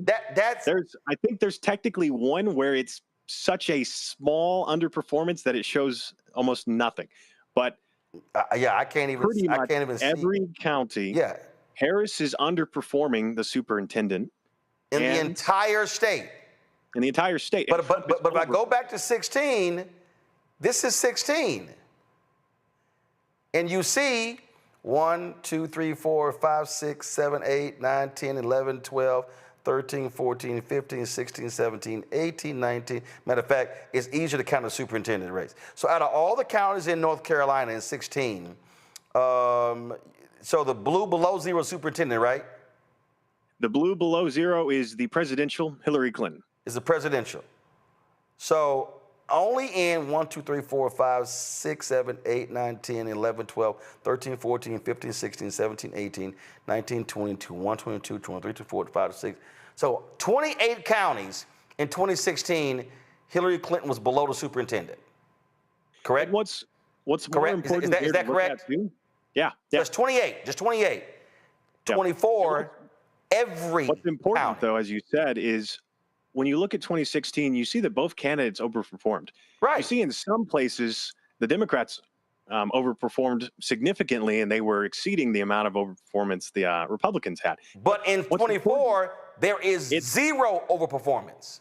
Yes, and that's what's important is this does not match what you would expect to see as normal human voting behavior. Wow. This is too consistent across every county. There's no variation. This raises alarms of potential systemic manipulation. And when you where say, you would go ahead, I'm sorry. Go ahead. No, and so as you said, systemic, when we talk about systemic is people go and they vote, and per county, it's going to be a little bit more random. Systemic manipulation is going to have an impact across multiple counties, multiple precincts, which normal human voting behavior can't do. You can't coordinate at that level.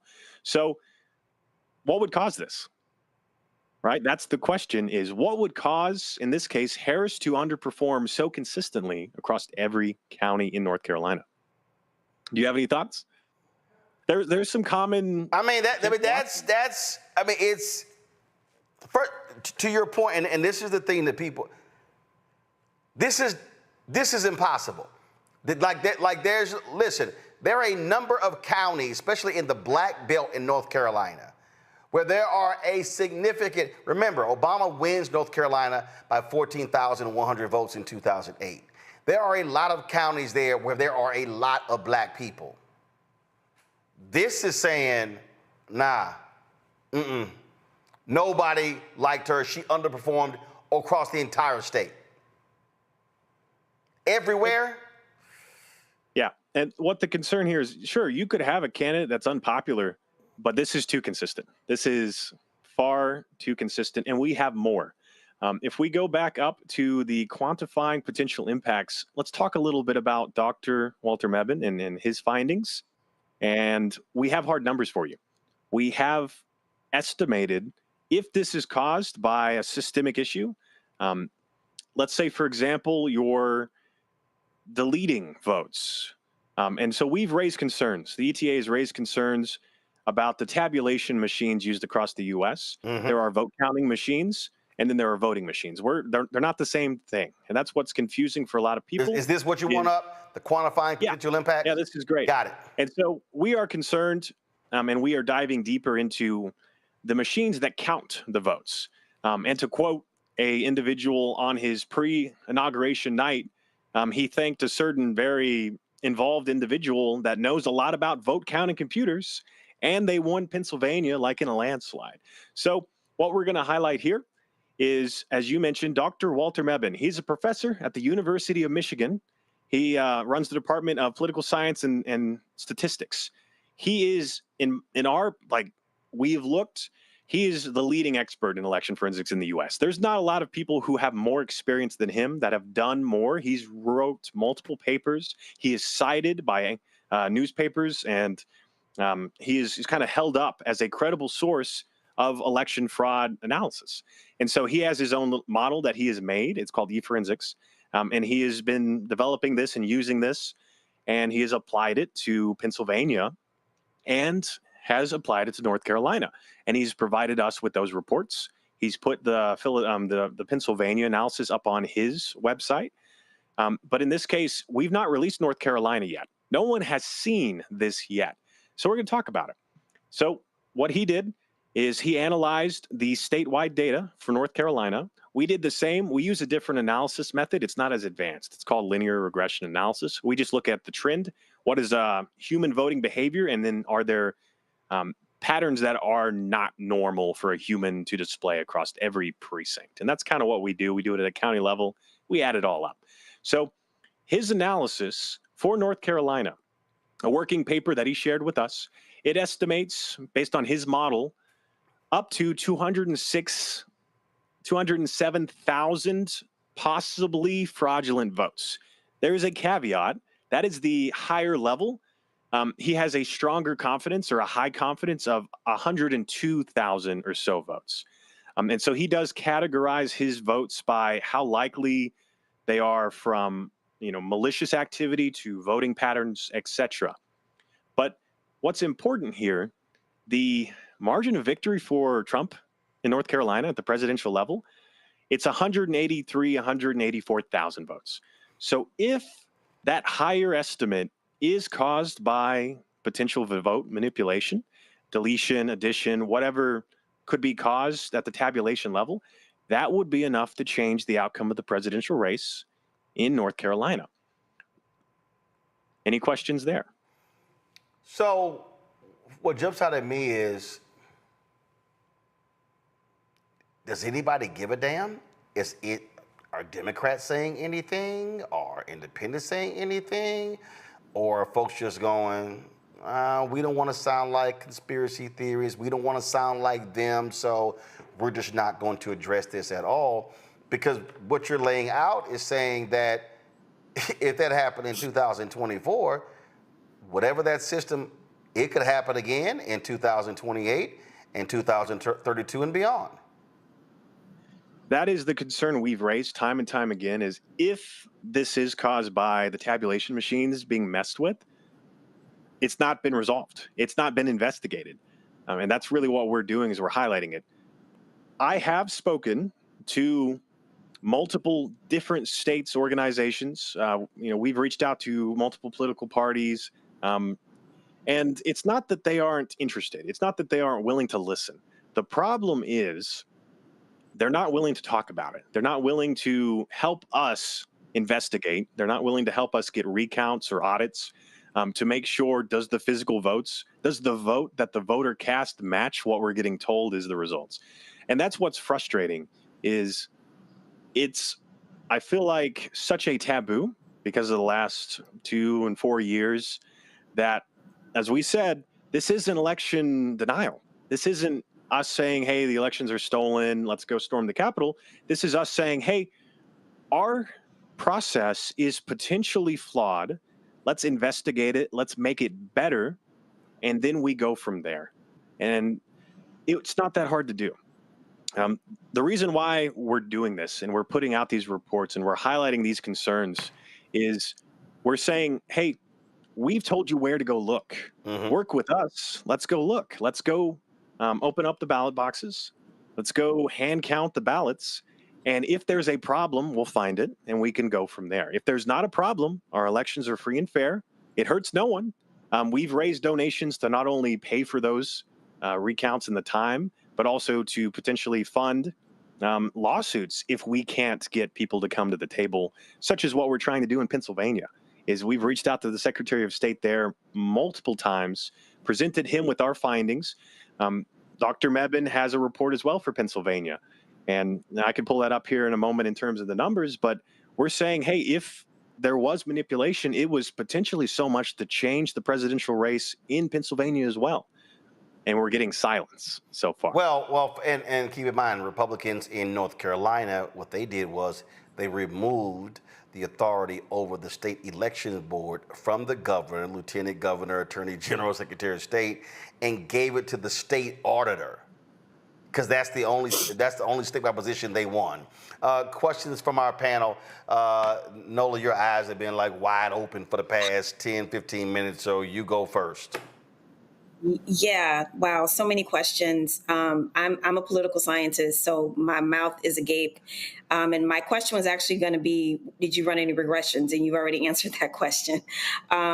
So I guess, for me, this seems very different from leaning into Russia, had something to do with the election. For me, I am looking at hardcore data. There's no variation. There's enough information here to definitely ask questions. So is the next step in what you all are trying to do is exactly what you're doing tonight, to take this case to the media, to take this case to the public, to then maybe put pressure on some of these states, so some kind of investigation can occur? Is that part of this strategy that you're deploying right now?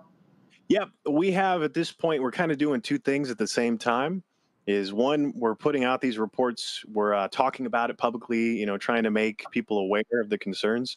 And then the other half is we are trying to work with the counties and the states to get those audits done. I will say we've had some places that aren't in where we've made public kind of willing to work with us. But what's important is the chain of custody is really important, because the physical votes is what we're after, and we want to make sure those are maintained well, so that if there is a recount and an audit of them, we're confident that those are what people originally cast. And that's what we keep pushing for, is just trying to raise awareness. As I said, we have the data. We're going to keep putting out the data, and we're more than happy for people to peer review this. We have a dashboard up on our website where you can actually go and download the data for Pennsylvania, and when we put out our North Carolina report, hopefully next week or so, you can go and download the data, and you can do these analysis yourself. You can do a regression analysis yourself, as you said, and spot check. Reese. Thank you for presenting this data. I'm a data girl, so I do appreciate it. I'm curious. It sounds to me like you do think that the ballots, the physical ballots, would say something different. So is it your hypothesis or the range of hypotheses that this is a hardware issue in terms of the vote tabulation, or could this be multiple pronged, or could it be the reporting aspect from, even if votes are tabulated correctly, when that is reported, those results are transmitted, that is where this manipulation is happening? What are your thoughts on it? So I will first say that we don't fully know in terms of all the options. There are multiple ways that this could have happened. The leading theory we have that we've tested time and time again and has seemed to hold up so far, as we said, is we're concerned that the tabulation machines themselves, depending on brands, there's only two major brands. There's technically a handful of major voting machine brands and polling system brands, but the top two span 70% of the U.S.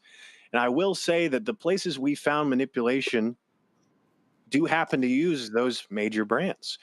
And the concern, as you said, is we are worried that if there is a compromise of the tabulation system, malicious activity, a third party, we don't truly know. It looks the same on paper. All our analysis says is, hey, there are these anomalies, and they are occurring in such a way that this matches election, potential election fraud seen in Russian elections, seen in recently Poland elections. And Poland just recently had some findings where they found there were not only concerns of election fraud, but they went and they did recounts. And they found, I think, over 10 or 12 polling stations so far where it swapped the outcome of those locations. You said 70% of voting equipment compromised nationally. Go back to the graphic. And then you said the voting technology brand one prevalence was used in 93 of the 100 counties in North Carolina. So, as you said, there are two major brands, but there's a third and a fourth that we do see pop up. What is important here is there have been concerns of the compromise of these systems.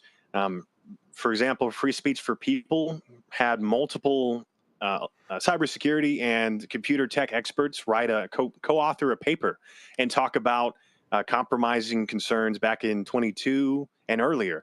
We've dug into this as well.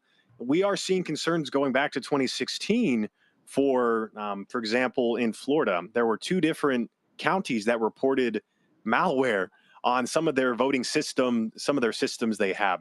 And I will highlight this, and this is what is important, is the common argument we hear is, well, our voting systems aren't connected to the internet. My background is in cybersecurity. I was a 25 Bravo computer tech specialist in the Army Reserves, and then became a signal officer in the Army Guard after I got my degree. I've looked into how we're running our systems. I have concerns because the largest tabulation system and poll book system we use does potentially have modems in them, cellular modems. So I think it's inaccurate to say that they're not connected to the internet and you couldn't do something. There are so many opportunities to mess with systems. The only way to make sure that they're not being messed with is making sure we do appropriate audits. Those audits are double checked by third parties, and then physically looking at the votes as well and doing some hand counts where there are anomalies. And that's what we're doing, right, is we're highlighting, here are the anomalies. Let's go look. Greg. Thank you, Roland, and thank you for this report. I'm starting to glance through Professor Mivon's Pennsylvania numbers, and they are quite stunning. Thinking about Donald Trump back in March, I guess, when he was talking about Elon Musk knowing these computers, these computers, these voting computers, and look, we ended up winning Pennsylvania landslide. And I love how Trump doesn't retain a whole lot in his mind. So when he repeats a phrase like vote counting computers, he's moved from voting machines to something quite different maybe. And so maybe you previewed for us where you all are headed. I'm wondering if it's too early to talk lawsuits. I don't know necessarily who would prove standing. Are you hoping maybe through these audits and to get down maybe to, I don't want to say a smoking gun, but a chain that would allow a voter, I'm sure they'd throw it out and say, well, you can't prove your vote was manipulated, or I think the phrase that he uses is subject to malevolent manipulation. I'm like, damn, this is strong language for an academic. But could you imagine a lawsuit at some point? And if so, what might it look like? It's an excellent question. I can, and we've kind of planned out some of those concerns as we push forward. Lawsuits are honestly kind of the last resort, right?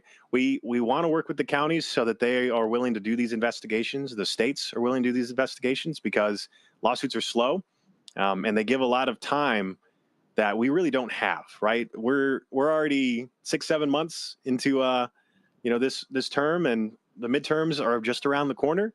And if these machines aren't being looked into and there are problems, then the midterms are potentially up next. So what would a lawsuit look like? At this point, as you said, it comes down to standing. What can we prove? And is statistical analysis enough evidence to really open those ballot boxes? We found that no one knows. This has not really been done at this level before. The closest examples we have are 2 and 4 years ago, and those didn't go very well. I think 60+ lawsuits, and none of them really got good results. But in that case, so for us, I think what we'll do first, and as we've been doing, is we're pushing for some targeted recounts in places where we are finding anomalies. If those audits and those recounts show the concerns that we are seeing, then that actually, think of it as a domino effect, right? If we prove this happened anywhere that our analysis brings up anomalies, then theoretically anywhere that our analysis shows anomalies could have been manipulated as well. And I hope that'll open the doors. For example, we recently did an analysis for Minnesota. I had someone personally send that analysis off to individuals in Minnesota. And so hopefully they are willing to come to the table as well. And I do have some numbers. I think we were looking at potentially up to 88,000 anomalous votes in Minnesota, even though Minnesota was won very handily by the Democrats. So I think what's important is if this happens, if there's a compromise of the tabulation machines, it didn't just happen in places that it needed to change the outcome. It potentially happened anywhere that these systems are being used, and that makes it easier on us to go and work with places that may be more willing to sit down and ask these questions and do the work to verify. Thank you. To that point about Minnesota, remember, a lot during the election, you kept hearing, wait a minute, is Minnesota in play? Is Minnesota in play? You heard all of that, and folks talking about how Minnesota has changed. And so I think to your point, if you take a blue state and you're able to examine this and show what happened, then you can say, hey, let's look elsewhere. It is absolutely fascinating. Hopefully these county elections, state election folks will listen and just want to get to the heart of the matter, because look, Republicans keep talking about the integrity of the ballot box. Well, let's see if they actually mean it. Nathan Taylor, we appreciate it. Thank you very much for having me. Folks, you see right here, electiontruthalliance.org. You see right here their QR code, scan to donate. Let me blow that up. And so if you want to support their work, that is their QR code right there. Go into a quick break. We'll be right back. Roland Martin Unfiltered on the Black Star Network. we don't stand up for Medicaid now, in spite of my honorable military service, the Senate will kill my child. I want the people that are trying to take this away from us to put yourself in our seats. Congress people, you got free health care paid for by the people, and then you don't want the people to have the same thing you have. That is sick, and we must challenge it. This bill will deny millions of people the health care that they need. This is policy violence. And we won't be silent anymore. This week on the other side of change. Mass incarceration, Trump administration is doubling down on criminalization and how it is profitable. And there's something really, really perverse about saying that we need to put people in cages in order for other people to have jobs. Like, that is not how our economy should be built. Only on the other side of change on the Black Star Network.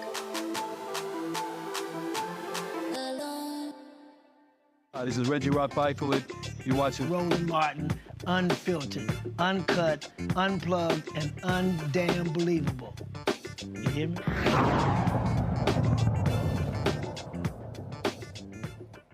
New Jersey Congresswoman pleads not guilty to assault charges. LaMonica McIver faced a federal judge on Wednesday to answer charges made by the Department of Homeland Security agents while visiting the Delaney Hall Detention Center in Newark that took place on May 9th. The complaint filed by Homeland Security says that she intervened and interfered in the official duties of these agents. Now, this, of course, was the same location where Mayor Ras Baraka of Newark was arrested as well.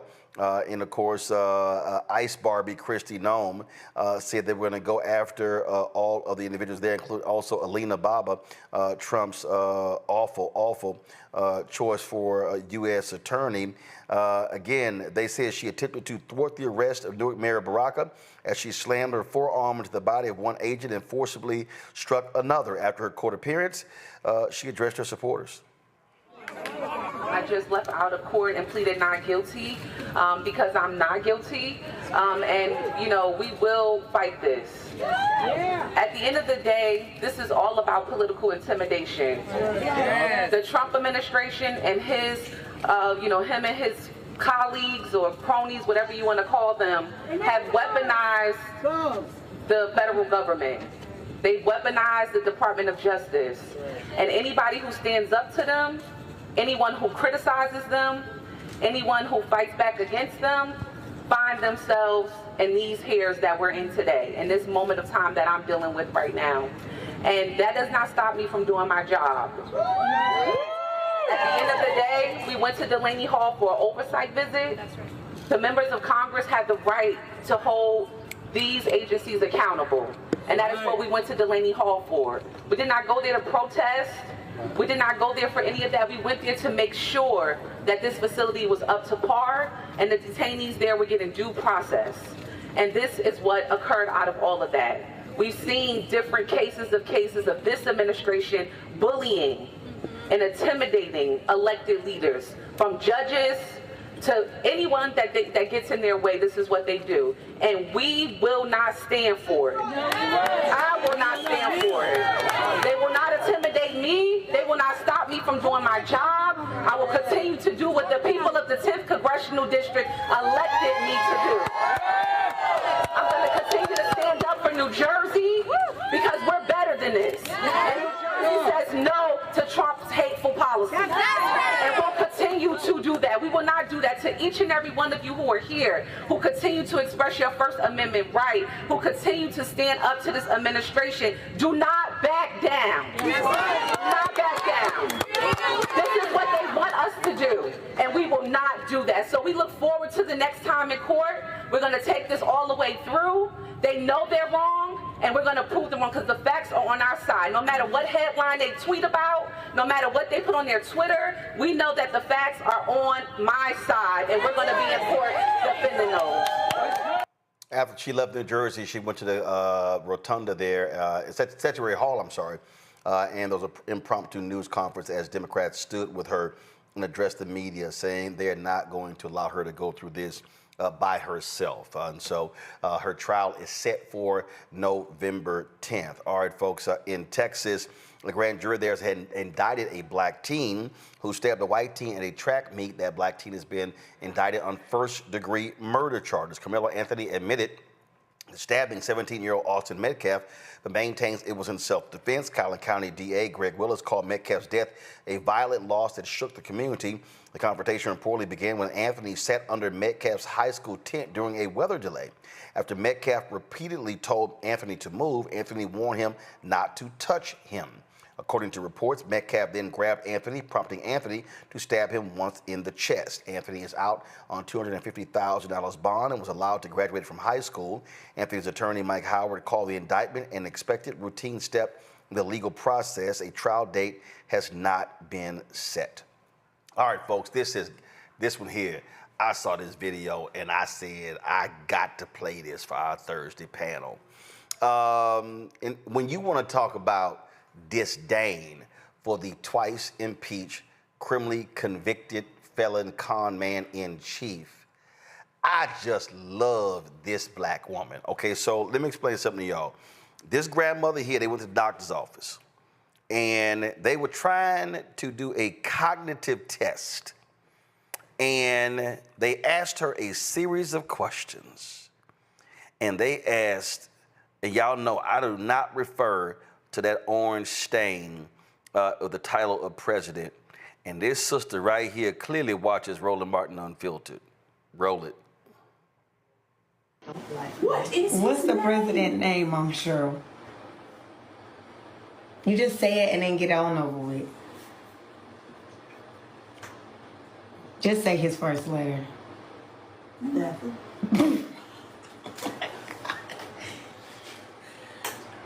Mama, you got to. I don't like him. Okay, we know. I don't like him. Name or no name, I don't like him. We know that. We know. We know that. But you have to tell her, because she asked you, and this is part of your test, what his name is. Or what's his first name? Nothing.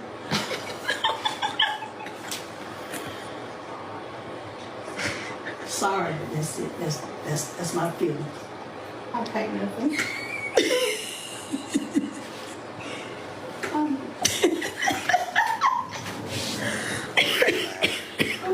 Okay. I'm real petty, so roll that one more time. What's the president name, I'm sure? You just say it and then get on over with. Just say his first letter.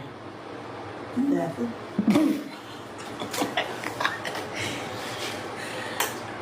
Mama, you got to. I don't like him. Okay, we know. I don't like him. Name or no name, I don't like him. We know that.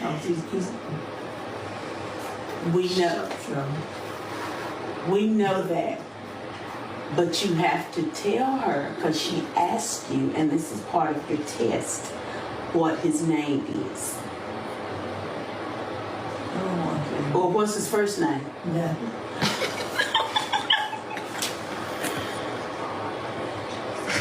Sorry, that's it. That's my feeling. I'll take nothing.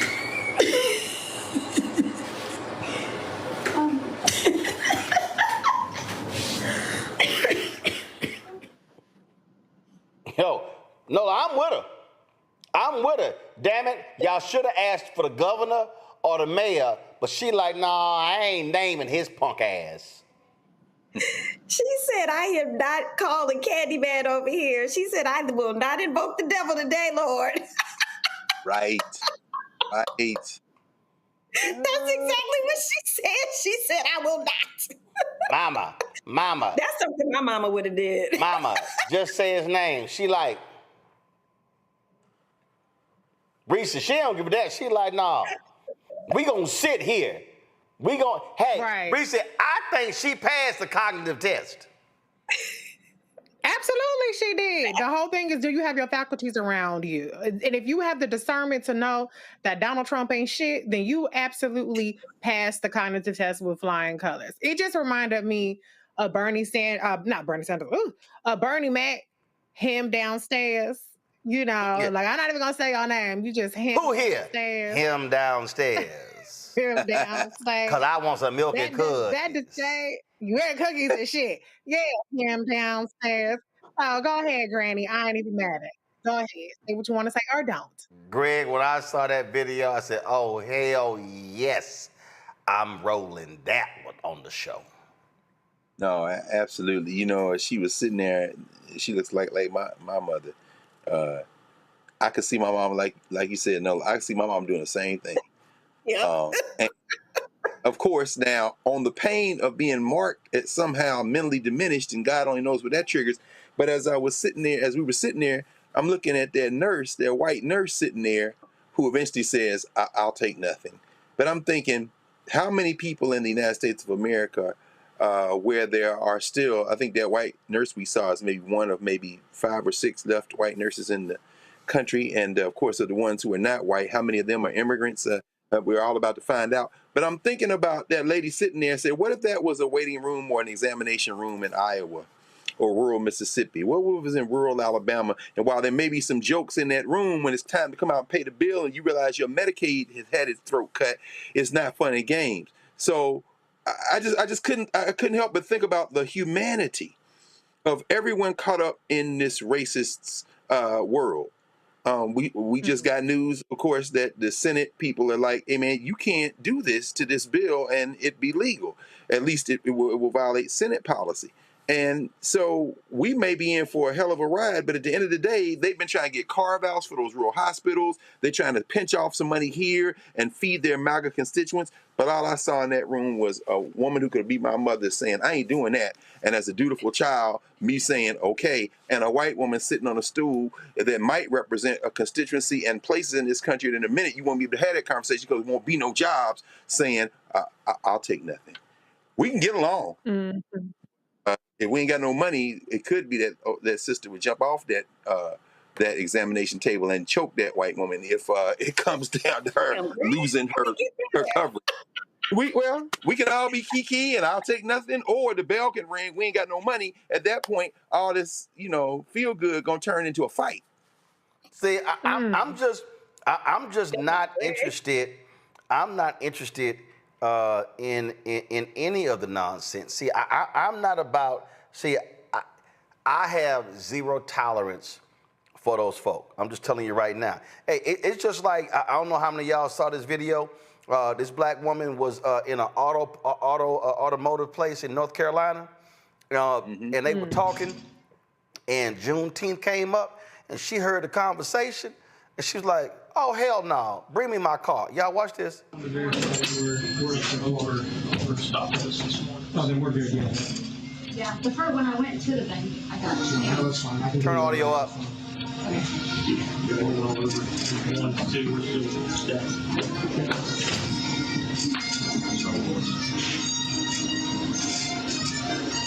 Why are the banks closed tomorrow? Juneteenth. New holiday they did 2 years ago. Okie dokie then. I know, right? Hop up the truck. Pull my truck around. Please. Pull my truck around. And give me my keys to my truck. I don't want this to done. Please go get my truck. Thank you. Is it this one right here? Yeah, no, it's a Mercury problem. What's that? Matt was he said Juneteenth was the holiday tomorrow. Yeah, I'm not like we got mad about it. He has one of the names for Juneteenth. I don't even know what is Juneteenth. Exactly, nobody really knows, but I think it's something to do with reparations or something. Yeah. I thought it had something to do with reparations. Now, Reese, the company thought that they were doing something by saying, oh, we're going to post the video ourselves. They made it worse. And guess what? Right. Folk were like, don't get your car fixed there. I'm with that sister. No, bring my shit around. No, I am not giving y'all money. Y'all want to sit here and mock Juneteenth? Yo, we out. Period. If you want to, then you can get my motherfucking keys, because I'm not getting my I'm not getting my service here. You're not taking my money. I don't even see what's funny about Juneteenth. Y'all need to be more ashamed. Because what the Republicans have been saying is that if you teach people about the history of slavery in this country, that white folks is going to feel so ashamed of themselves, little white kids going to have low self-esteem. So instead of kicking, you should be sitting up there saying, you get a free oil change today. You get a free oil change today, but only if you black. Y'all, the place that would be reparations. The place is called, that's Wilson, North Carolina, and the place is called Synergy Auto Care. Synergy Auto Care. And yo, hey Greg, it's been several places I fly in airports. Matter of fact, I remember I went to go pick up my navigator from the dealer, and they had Fox News. Y'all got to change TV. Oh, wow. No, I don't play that. If I got to sit my ass in this waiting room, ain't nobody watching Fox News. I'm kind of the same. Well, I don't give a damn. I'm like, no. I'm going to need y'all to turn the TV. And they might look, I'm like, I ain't watching Fox News. Y'all going to turn the damn TV. No, hell no. We ain't roll. No. My deal is, that's how we going to roll. Well, brother, I tell you, I'm sure you spend a great deal of time getting TVs turned, especially you damn right I do. You know, because I think that's the default channel on so many, and I think that there's a story behind that. But you know, yeah, like I said, more power to you, brother. I just be like, I put my earpods in. I don't even. But yeah, I heard what you're saying, and that's the strategy we should pursue. I mean, we have to make noise, just like that sister did. I'm not gonna spend my money here. You know, I think today is the anniversary of the day that Prescott King started the Martin Luther King Center. And I think about those who would say there are ways to build bridges with these folk. We can reason with them and we can try to figure things out. And there are people, non-black people, you know, we just got news today that Bill Moyers, the great journalist, made transition at 91. Passed away at the age of 91, yep. Yes, sir. And I think about now here's a guy who high up in the Johnson administration, worked inside government, but also became a journalist who spoke truth to power, and he's a white man. There are ways to do that. But if you can't appeal to people's morals and you've given them chance after chance, and then they're in a situation where they think they're in power, which means they're not thinking about you, and they say something like that, then yeah, I'm not going to argue with you. I'm leaving now. And now the real test would have been who else got up. But guess what? They went on right back to their life. Why? Because we don't count. And to all you Negroes that think that your master somehow going to love you, you should probably run that clip right there on the loop. Not just what she did, but in the few seconds we saw after where nobody else got up and walked out. And there's the problem. Well, we'll close this out, Nola. That was this other video where a black woman was called a bitch by the waitress. And man, folk lit that bar up. And then the owner comes out, don't apologize, trying to explain away. We getting harassed, we getting phone calls. They sitting here giving us bad ratings, and folk like, no, we ain't going to your bar. Notice the thing that I need our people to understand. That's called economic withdrawal. Yeah. We don't have to spend. I talk all the time about MLK's sermon on April 3rd, 1968. And he said, we ain't got to throw the Molotov cocktail. We ain't got to raise our voices. He said, we just withdraw our money. He said, if you not going to do right by us, we going to take our money elsewhere. And that's what we do in the Target. You've got that boycott that's all week with McDonald's. You've got people who are using their power. The reality is this here. We don't have to spend our money at places where we ain't respected. And so absolutely, and penalize them, light them up on social, give them awful ratings, throw a picket up at their joint. Let everybody know, don't come here where they got some ignorant fools here, and this is how you make them pay. You make them pay at the pocketbook. Absolutely. And we've seen it be effective, right? And I think we need the next iteration. We need the next step to this, because we see this administration gutting small business, business loans and opportunities for small business owners, especially Black folks, to get loans to open these businesses. So we need to start thinking about how to build upon this momentum and build that infrastructure to give entrepreneurs and small business owners resources to open up establishments that can counter the myriad of things that we are experiencing in these places, because the economic withdrawal is absolutely working. I'm very curious to see what that's going to look like for McDonald's. That's going to be a very interesting test. But I think the next step of this is infrastructure and investing in our own businesses, because it's not going to happen from the federal government. It's not going to be support there. So we need to start thinking about that part of it. Absolutely. Go ahead. The one thing I want to say, 2 quick things about the video before that. Was that a sister who stayed and she didn't walk out with her? And then secondly, they continued the conversation and continued to demean Juneteenth. Did I get all that? Yeah, they continued the conversation. They said, I think it has something to do with reparations. That's what they said. And so here's all I have for everybody watching. I need y'all to do me a favor, okay? And I've done this before. If y'all gonna shoot videos, don't. Oh, here we go. Don't shoot vertical. Don't shoot vertical. Here we go. Okay? Because see, when y'all shoot vertical, we got black bars on the side. I need y'all to shoot horizontal. And see, and look, if y'all gon' let me show you. Now come to me. See, I'm helping y'all out. See, let me just give y'all, this is a selfie lesson, a video lesson. I want you to hold your phone like this. And see, that way you can maneuver. And do me a favor, keep that shit steady. I can't stand some of y'all shooting videos and y'all, come on, give me the shot. Some of y'all be, no, give me the, some of y'all be like, all this here. See, I need y'all to, see that here? Steady. Look how I'm holding it. See? Steady. That way we can see. No, give me a shot of holding the phone.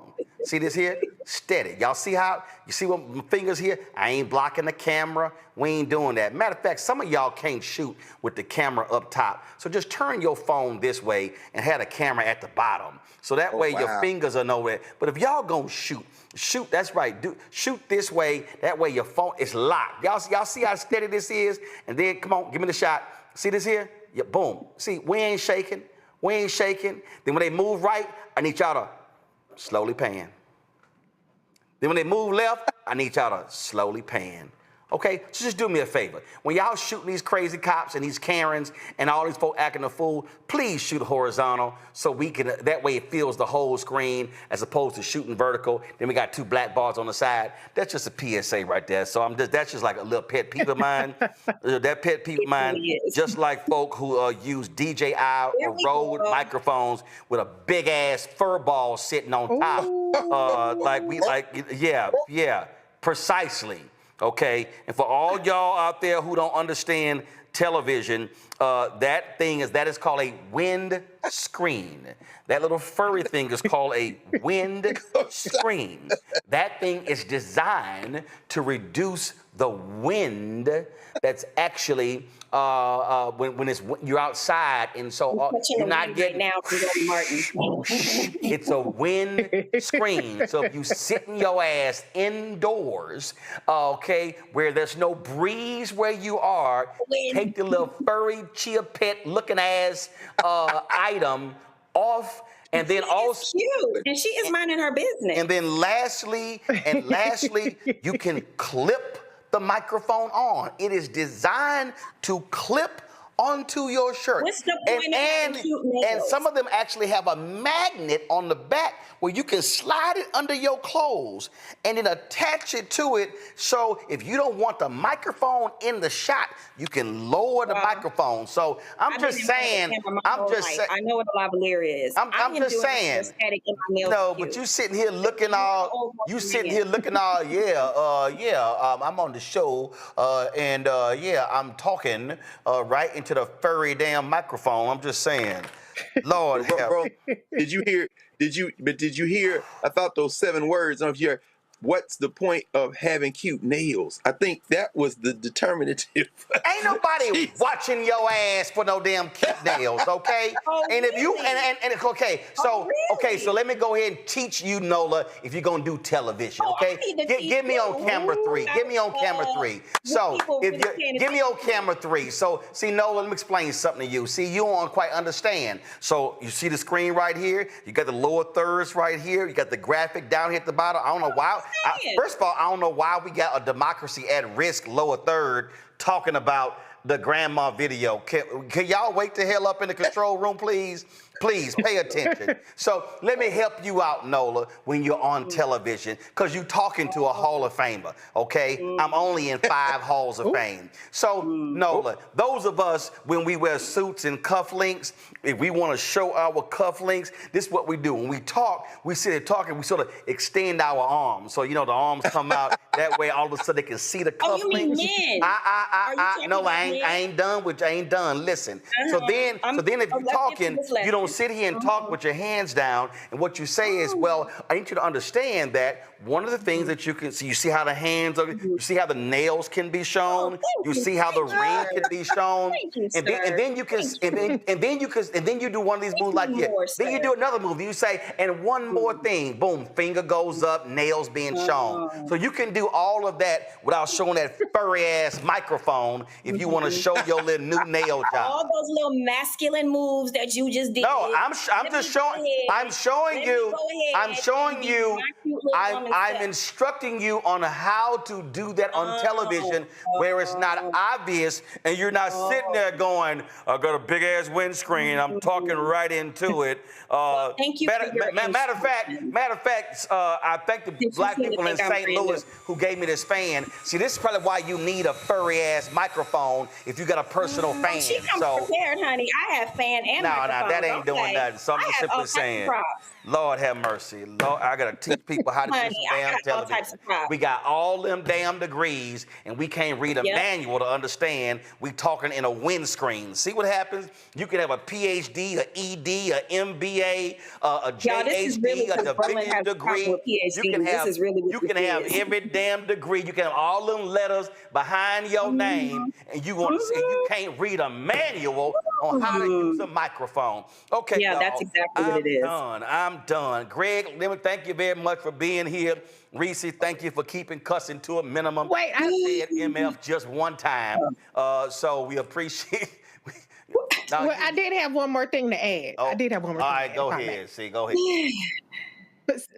So I just have to add, because we kind of sped past the Congresswoman LaMonica McIver point, I would be remiss if I didn't point out that this administration has been attacking elected leaders. However, when it comes to the men, when you think about Mayor Ross Baraka, when you think about Comptroller Brad Lander, and even when you think about Senator Alex Padilla, they haven't been charged, or if they have been charged, the charges have been dropped. But when it comes to women, when you think about the judge Hannah Duggan in Wisconsin and Congresswoman LaMonica McIver, they are going full speed ahead with charging these women. And it goes back to what I've been saying for years, that we already don't have citizenship in this country. The Supreme Court today already ruled again that not only can states discriminate against Planned Parenthood for abortion services, but also for non-abortion care.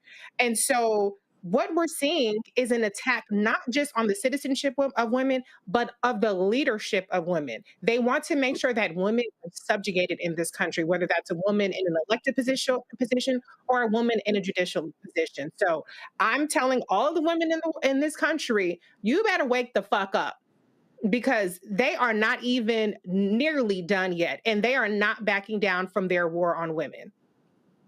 You done cussing? Thank you, Reese. You done cussing? I'm done. That was only one cuss word. Okay. All right.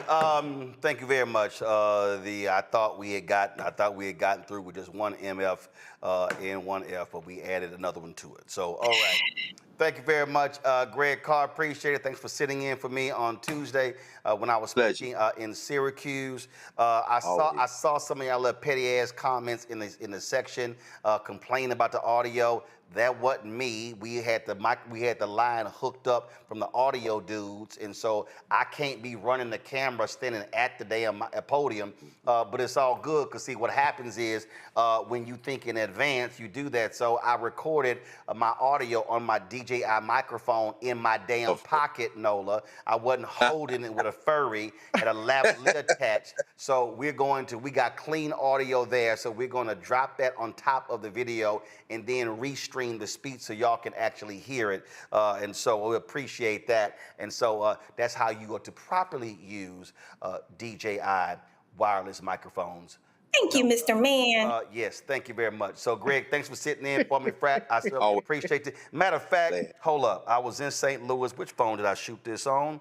I was in St. Louis last week. Let me go ahead and find this. Black people, you know, black people are the king and queens of shout out. I thought I sent this to Greg. Hold on one second, y'all. Let me go ahead and do this before we go. Then we really gonna get out of here. Let me do this right here. So black people love saying, "Hey, can you tell so and so I said hello?" And they always. I'm like, y'all, listen. I can't sit here. So it happens all the time.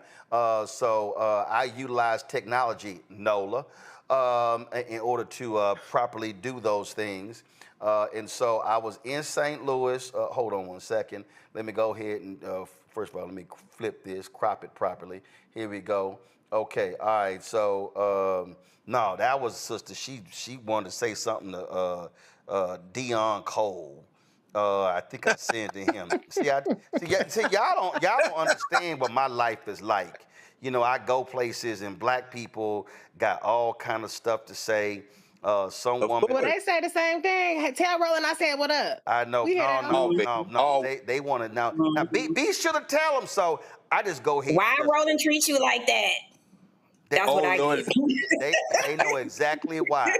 And why when you see them now, they're gonna be like, Nola, put that furry ass thing down. Are they gonna say, girl, your nails are so cute, and Roland's such a bully, girl. You look cute, girl. You look cute. That's what they always tell me. Nobody gonna say that. That's what they always tell me. Nobody. So I'm looking. Somebody. Don't find this video. No, I did. No, and I thought I sent it. I thought I sent it to Greg because this woman was. Yeah, no, I didn't see it, Ron. This woman was insistent on me telling, hold it, was it on this phone over here? She was insistent on me. No. Will you please, I'll go, Greg Carr, oh my Lord. Greg no, don't Carr, do it, don't Lord, Greg Carr is my favorite. You tell Greg. Matter of fact, I found it, see? Y'all think I'm lying. Y'all think, here we go, hold on. Let me drop this sucker right now on my iPad that's connected, so, cause she. If none of us took this long, he would be talking so much. Hey, when you get your own show, you can do what you want to do. This was hold up. This was in St. Louis. This was in St. Louis. I promised this sister I'm gonna do this video. So here y'all go. She wanted it. She wanted Greg to know she watched him. All right, here we go. All right, Greg, she got something to tell you. Everyone can have their seat. We're going to start our program again in 2 minutes. I love you, love you, love you. All right, Fred, holla at you. She's on this. I love you, love you, love you. That's sweet. She look like you be my auntie, my KRC. That's all. Where were you there, man? I was in St. Louis when the hell was I? Yeah, I've been on the road crazy. I was in St. Louis last Friday. Was I in St. Louis last Friday? See, where the hell was I? Saying, you know, I was in Columbus, Memphis. I think it was in St. Louis last week. So yeah, I was in St. Louis. Everybody, it's like Reese said and like Nola said, we can't go nowhere without everybody saying roll it, everywhere. In the last 3 weeks, I see Birmingham, Dayton, Nashville, Atlanta, New York, Philly, those places. And I ain't been nowhere. And I know I can speak for both of y'all. But you know what? It's so funny. It was Denzel Washington talking to somebody, and maybe it was Steve Harvey, Denzel Washington. That was comparison. And Denzel said, you know, I'm in the movie, so people pay to see me once every 2 or 3 years on a big 40-foot screen, and they don't think they know me. But you on TV every day, so people walk up to you like you they friends. That's the difference between a movie. You for real, I'm exactly. I know we have this on video because we told the story, but I ain't got time to look for it. Y'all. This is a true. We about to go after this one. This is 100% true. This is no lie. I'm flying to the Jeffrey Osborne golf tournament. We on the plane. Said the entertainers on the plane. Henry, who works here. Henry is sitting in first class. I don't know how he got in first class. So we all sit. Come on now, you got to be petty. So we all so we land. We land and we're waiting on our bags. And the sister walked up. She's like, "Oh my God, Roland Martin. Oh my God." Then she turns. She looks at Sid. She went, "You look familiar." Then she went, "Okay, whatever." And so she goes back. Y'all, I'm not lying. She goes back.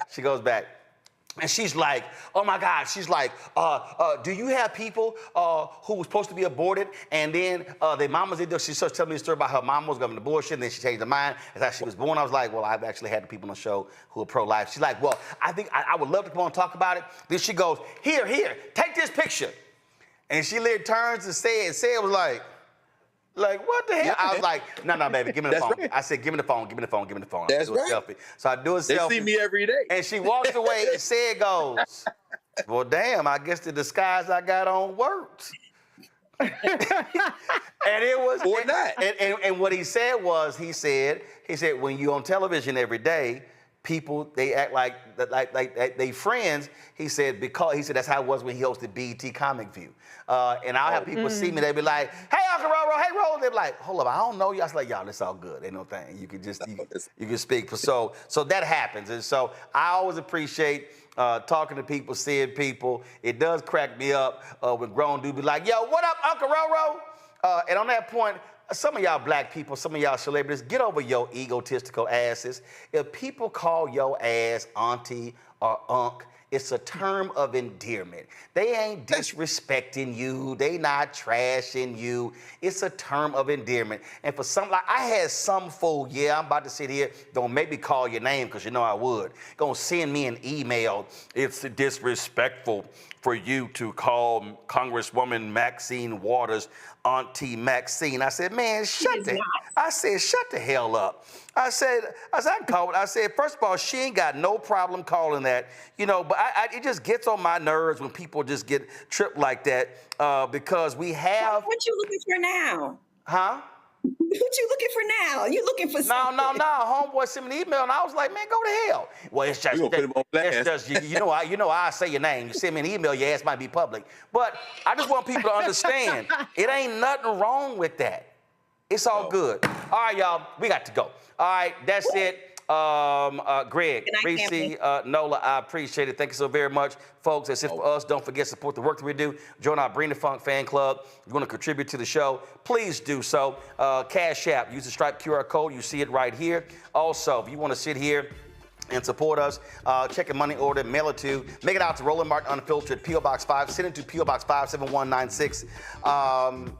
P.O. Box 57196, Washington, D.C., 20037-0196. PayPal, R. Martin Unfiltered, Venmo, RM Unfiltered, Zelle, Roland at RolandSMartin.com, Roland at RolandMartinUnfiltered.com. You also, of course, can support the work that we do. Download the Black Star Network app, Apple phone, Android phone, Apple TV, Android TV, Roku, Amazon Fire TV, Xbox One, Samsung Smart TV.